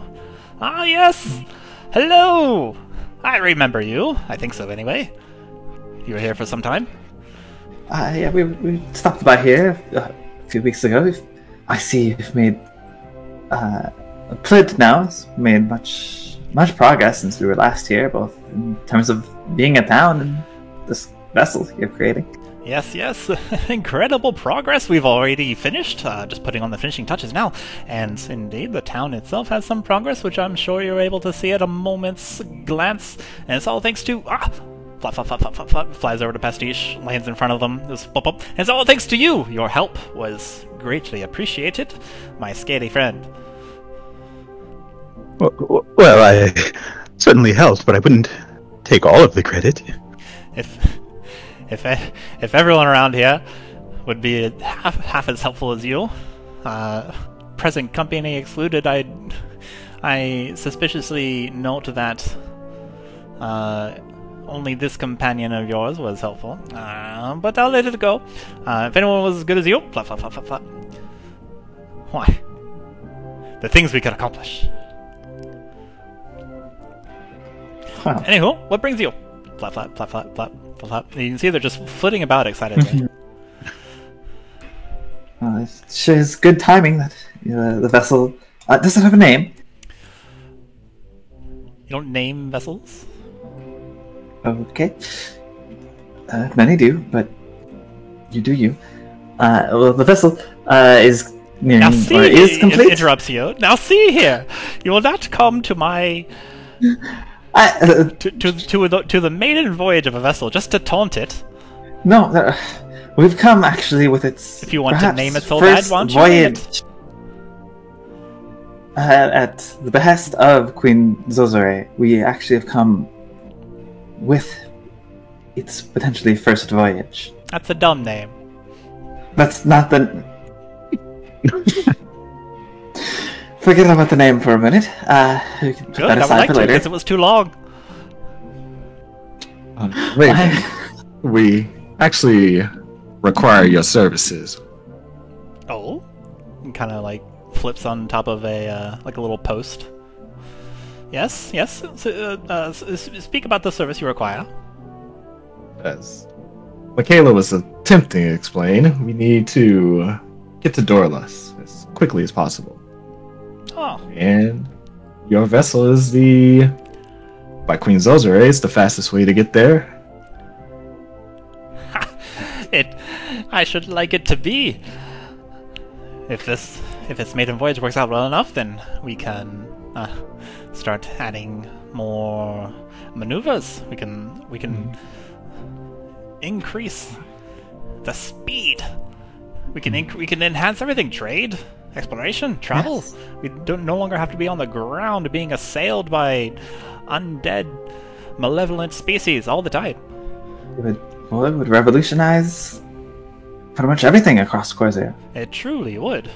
Everyone could enjoy the feeling of being in the air, freedom. Haha. Has it been taken on a test ride yet? Not at all. Kayla would sort of nod as like, yep, that checks out. Xalia will nod in a very appreciative way. We've only just barely finished, you say? We haven't had the chance to do that. So in other words, you'll be needing people to take it on a test ride, right? I will need some volunteers, should my crew of rapscallions fall short. Well, you should look no further. It could be your first pastiche included. Sure, that would excite you. Why, yes, that would excite me. However, I know when you're attempting to pull one over on me, you're trying to get out of paying for the passage, I suppose. Don't worry, I was never going to charge you to begin with. Well, I would hope not, since Queen Khorzaire herself gave us permission to use this vessel. Did she? It's not hers. Well, I suppose it will be hers in the future, but for now it's mine. Mine, you hear? Mine, mine, mine. And we appreciate your generosity.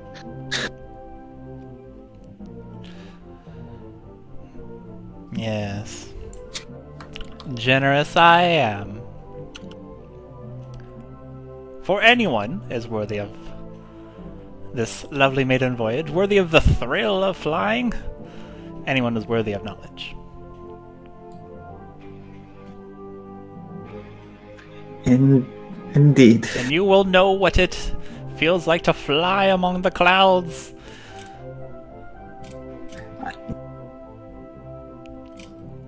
Makayla, like, Or I'll kick you out of starts, my nest myself, you old wretch.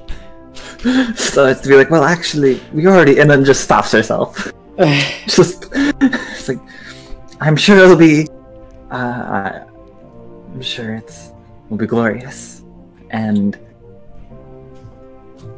truly marvelous thing to experience for the first time. Yes, it truly is. I would love to share it. That's one of the reasons that we built such a vessel. Sail on water. You can sail ostensibly on sand. We haven't quite figured that one out yet. But to sail through the air. Why? Does the feeling of adventure just not well up inside you at such a prospect? Xalia nods vigorously and then wings herself. As you can see, we've been through quite a bit of our own adventures. Wish to continue that. And your vessel is by far the best one around for doing just that. Listen, you didn't need to butter me up. I am a scientist, first and foremost, so this maiden voyage is important to me. And we more hands as well, of course, as well as how much weight he could possibly carry. Thank you for your flattering, but no more. Sorry. No, you can't be that much weight. Makayla kind of like muttered to herself.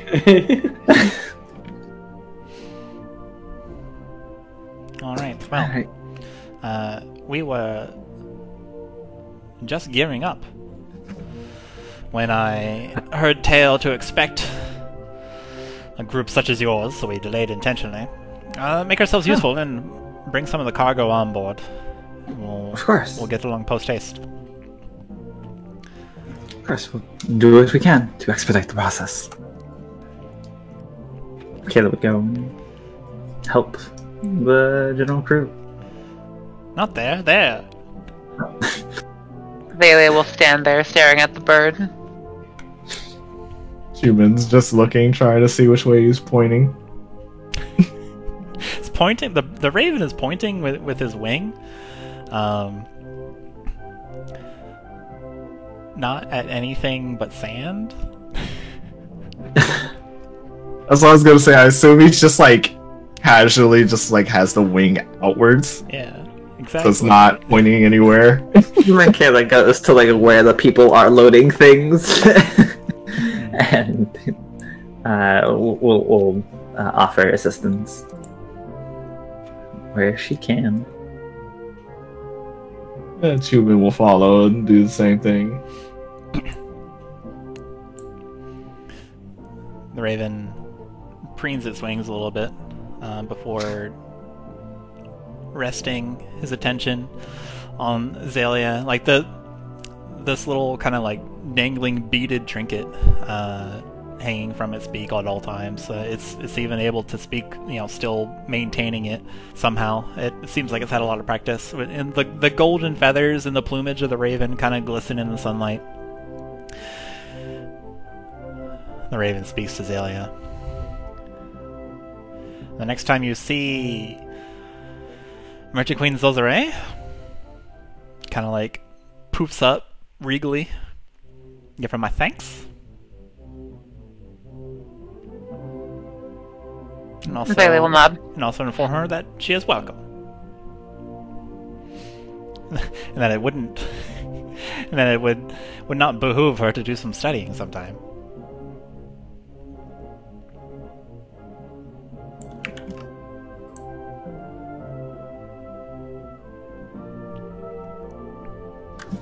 Xalia will nod deeply.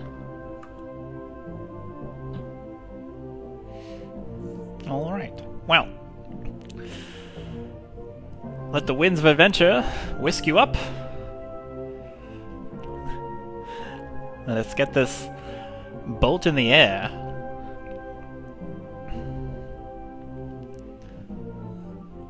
Xalia will nod vigorously. Minor illusion. Big fucking, like, party poppers.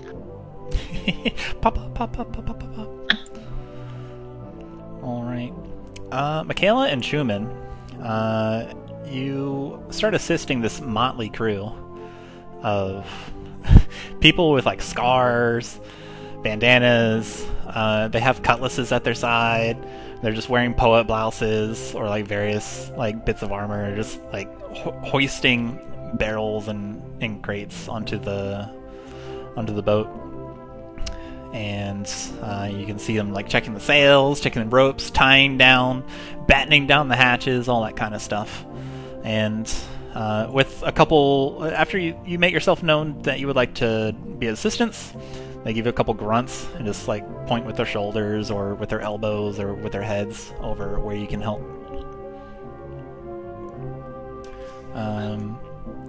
So you guys watch as the elf and the human picking stuff up, putting stuff down. What's everybody else doing? Lately, hanging out with a raven. Okay.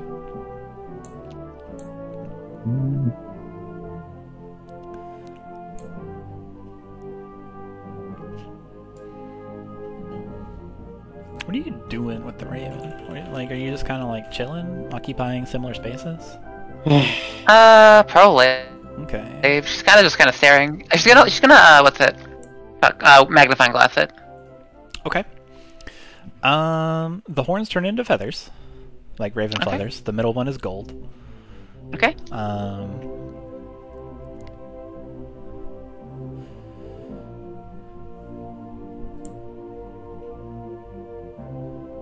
Yeah, that's it. He's going to minor illusion one of his feathers gold. Okay. It gains another golden feather. Nice.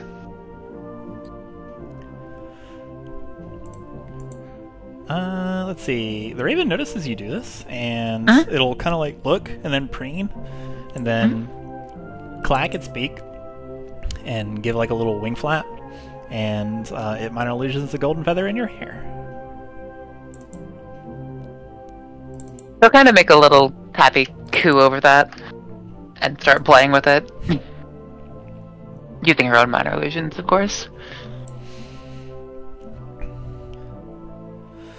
I'm always impressed with the studies and practitioners of arcane arts. It's a strange thing, the arcane weave around here. It's like it has a mind of its own.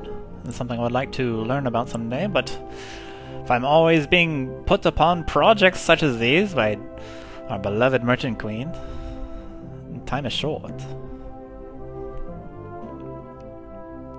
Xalia will kind of... Can I make an Arcana check to see if I have a decent insight into something she can share about the Arcane Weave around here? Yeah, go for Arcane. Okay.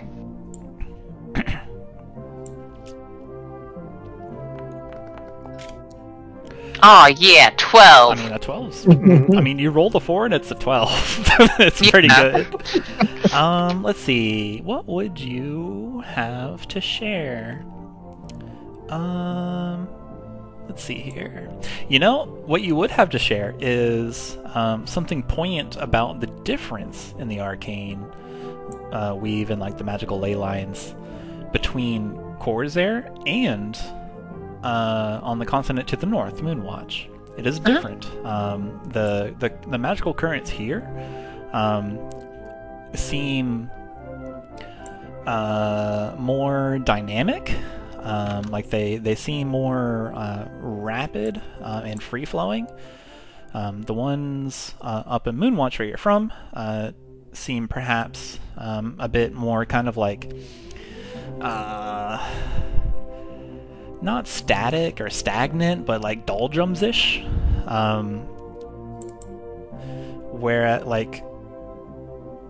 Where you're from, it took like a heavy degree of studying and practice, even on your cantrips, to get going. Whereas in Khorzaire, it's almost like the magic around the area is just raring to go. Like it's always ready. Casting seems a little bit more less requiring of effort around here on this continent. She will make a minor illusion, starting with Khorzaire, and just kind of drawing a field above it that's very chaotic and energetic, and make it like a little light that just kind of expands out into a big ripple.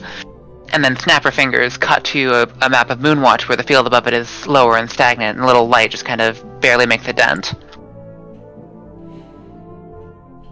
The Raven is going to roll Arcana see what the heck you're talking about.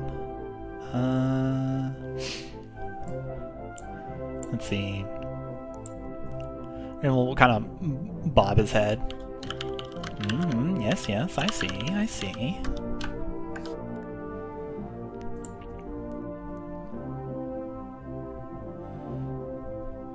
They seem to understand what you are explaining, or they seem to understand something about your display, and they look at you, like kind of like do the little bird head tilt a bit. You have taught me something new, and for today, you are my favorite person. Cherish. Bailey makes a happy noise.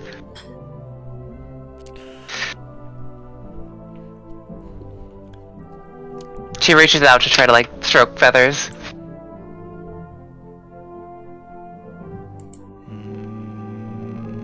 I do not recall giving you permission to. Yes, continue doing this. Stretches. Yes. Do not stop. Thank you, favorite. He continues scritching.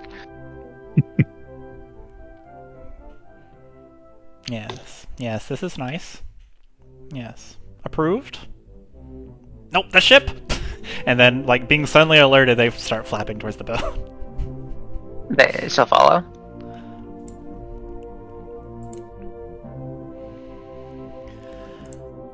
Okay.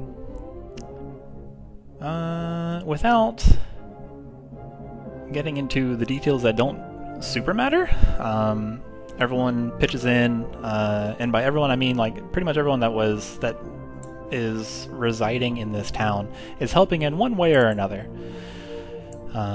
much like they were when you first got here.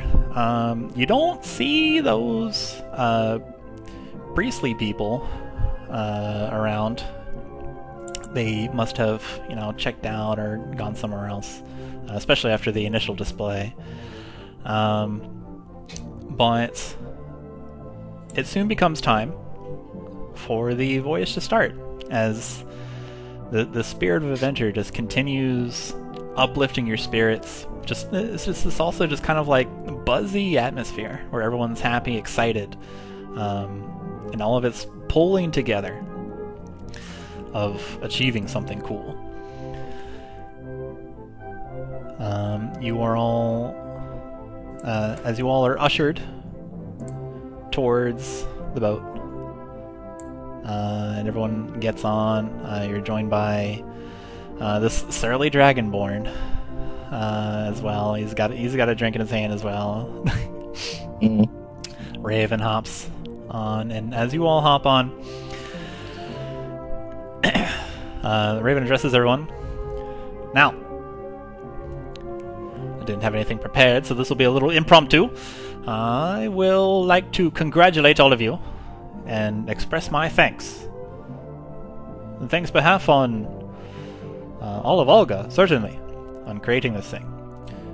If this all goes well, travel and moving and the moving of goods and people will certainly be in a new world.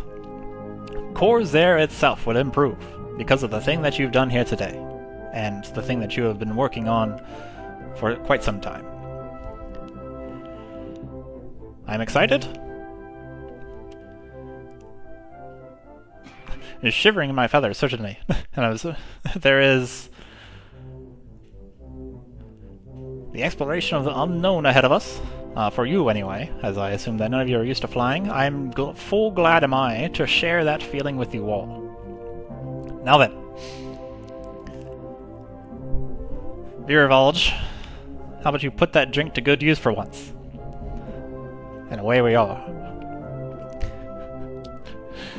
And the red dragonborn addressed as Viravolge kind of like mumbles incoherently and like grumbly, takes his bottle of alcohol, hops out of like the little boat, and then raises his hand and slams the bottle against the side of the boat. Glass going everywhere, alcohol painting the side of the wood. Mumbles, what a waste. Then he hops back on. There's roaring, raucous applause as the bird flops to the contraption that is kind of like tethered to the boat.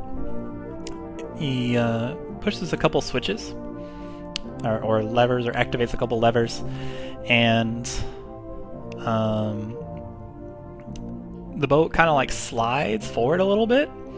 You can hear like as it is moved forward, kind of like on a small little rail, kind of like when you get into a car wash. You get into that little rail and it pulls you forward a little bit.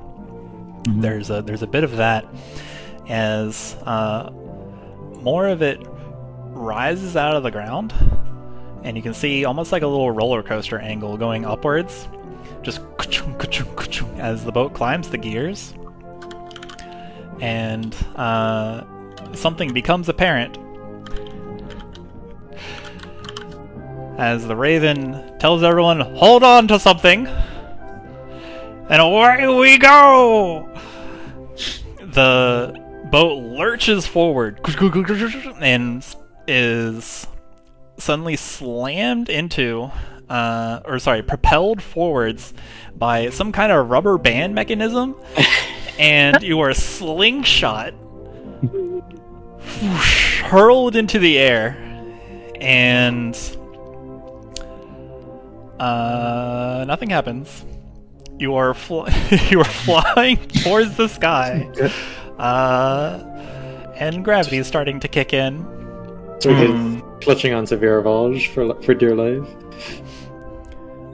The Dragonmore's trying to like kick you off, just like kind of like he's doing the stanky leg, just trying to like get off me.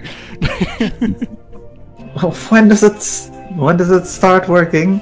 In just a moment, hold on to yourself. Hold on to, I don't know, whatever you'll like holding on to. Just a moment. Steady. We have to catch the wind in just the correct manner, you see. Wait for it. Haha, isn't this fun? And as you are flying through the air and hurtling back towards the ground, the Raven grasps the steering wheel in its beak and kind of does like a somersault, flopping down, and it like hurls it to one side and hits a lever that goes ka-chunk, and then you hear the grating of gears, just like the sails on the side blast out with impressive wingspan, like the wingspan of a very large bird called a rock. And no way. It catches the wind. There is a huge like. They're telling me we got a rock. It's gonna drop like one if you're not careful. The pioneers used to ride these babies for miles. There is a huge displacement of weight and gravity as the wind lurches into the sails, and as the wind fills the sails and the boat lurches back up, causing you all to kind of like take a knee or lose your balance for a moment. And as you are flying through the sky, you're gliding. You're flying, the Raven says. Flying we are! Ha-ha, it works! Well done, everyone! I couldn't be more proud of you all. What an experience! Can't believe it actually works. I can't either! The Raven, like, expands its wings, kind of like up.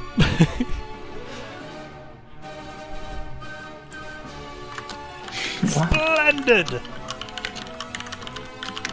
This first for everything. Raven's just going on and on, just exclaiming just random things. Hey, Figma. So,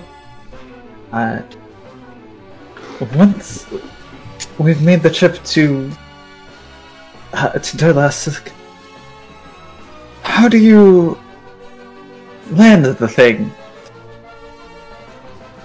You can see like a surge of motion as the crew of the boat are like taking up ropes and like holding things, like they're hoisting the sail. They're doing all sorts of just maintenance, maintaining the flight trajectory of the construction that you're on. As the Raven, who like previously had their eyes closed, wings outspread, they tuck their wings back in and then open their eyes. I'm sorry, what did you say? I'm curious. How does this vessel land? Well, you just flap your wings and put out your talons like landing gear, of course. And you just hop a couple times. There you are. That's how you land. All right. If you say so. Of course I say so. You have this experience. Look, who's the flying expert around here? You, clearly. You could be the flying expert soon if you do this enough times. I'll consider that your application to be part of the permanent crew. Oh.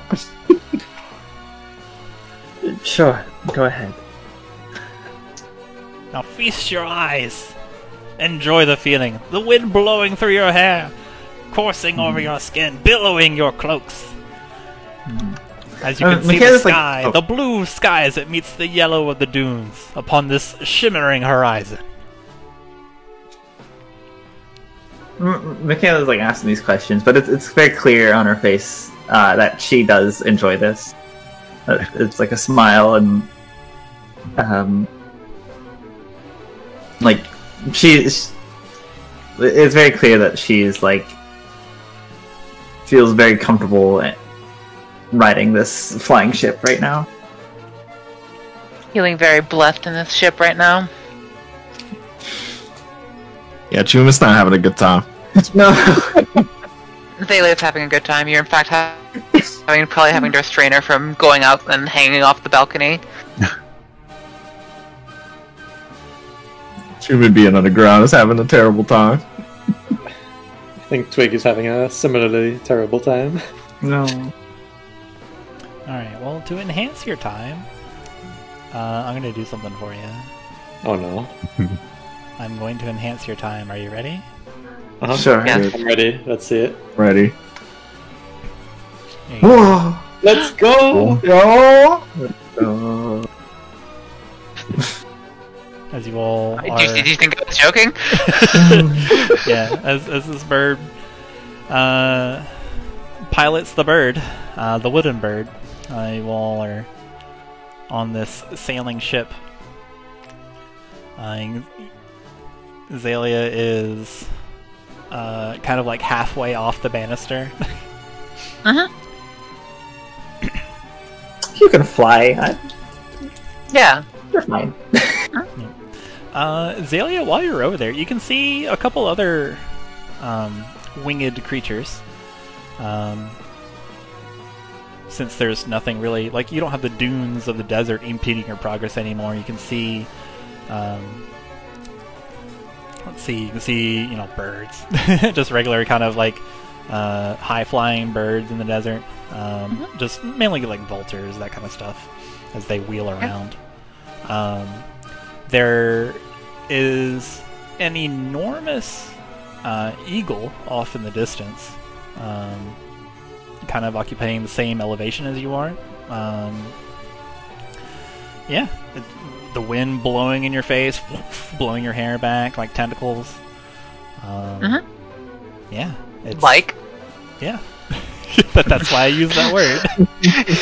Yeah, it is truly a thrilling experience, as you have been catapulted through the air and you're now gliding across the desert, far above the desert, being kind of one with the sky at this moment. You can see below you the Laughing Gorge. Even this high up, the echoing chuckles and haughty laughter still reach you. But indeed, so high up, you are safe from danger.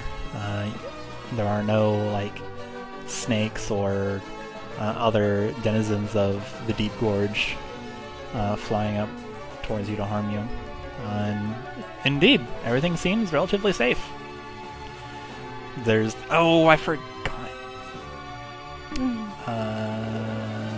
Well, it doesn't matter now. We're wrapping it up. Everything seems relatively safe. And there's the gentle noise of the wind beneath the sails. There's the gentle creak of the wood as the ship moves forward with the stream. And yeah, as you hurtle towards Durlusk, that's where we'll end tonight's session. What was the thing you wanted us to remind you? I assume that's the thing you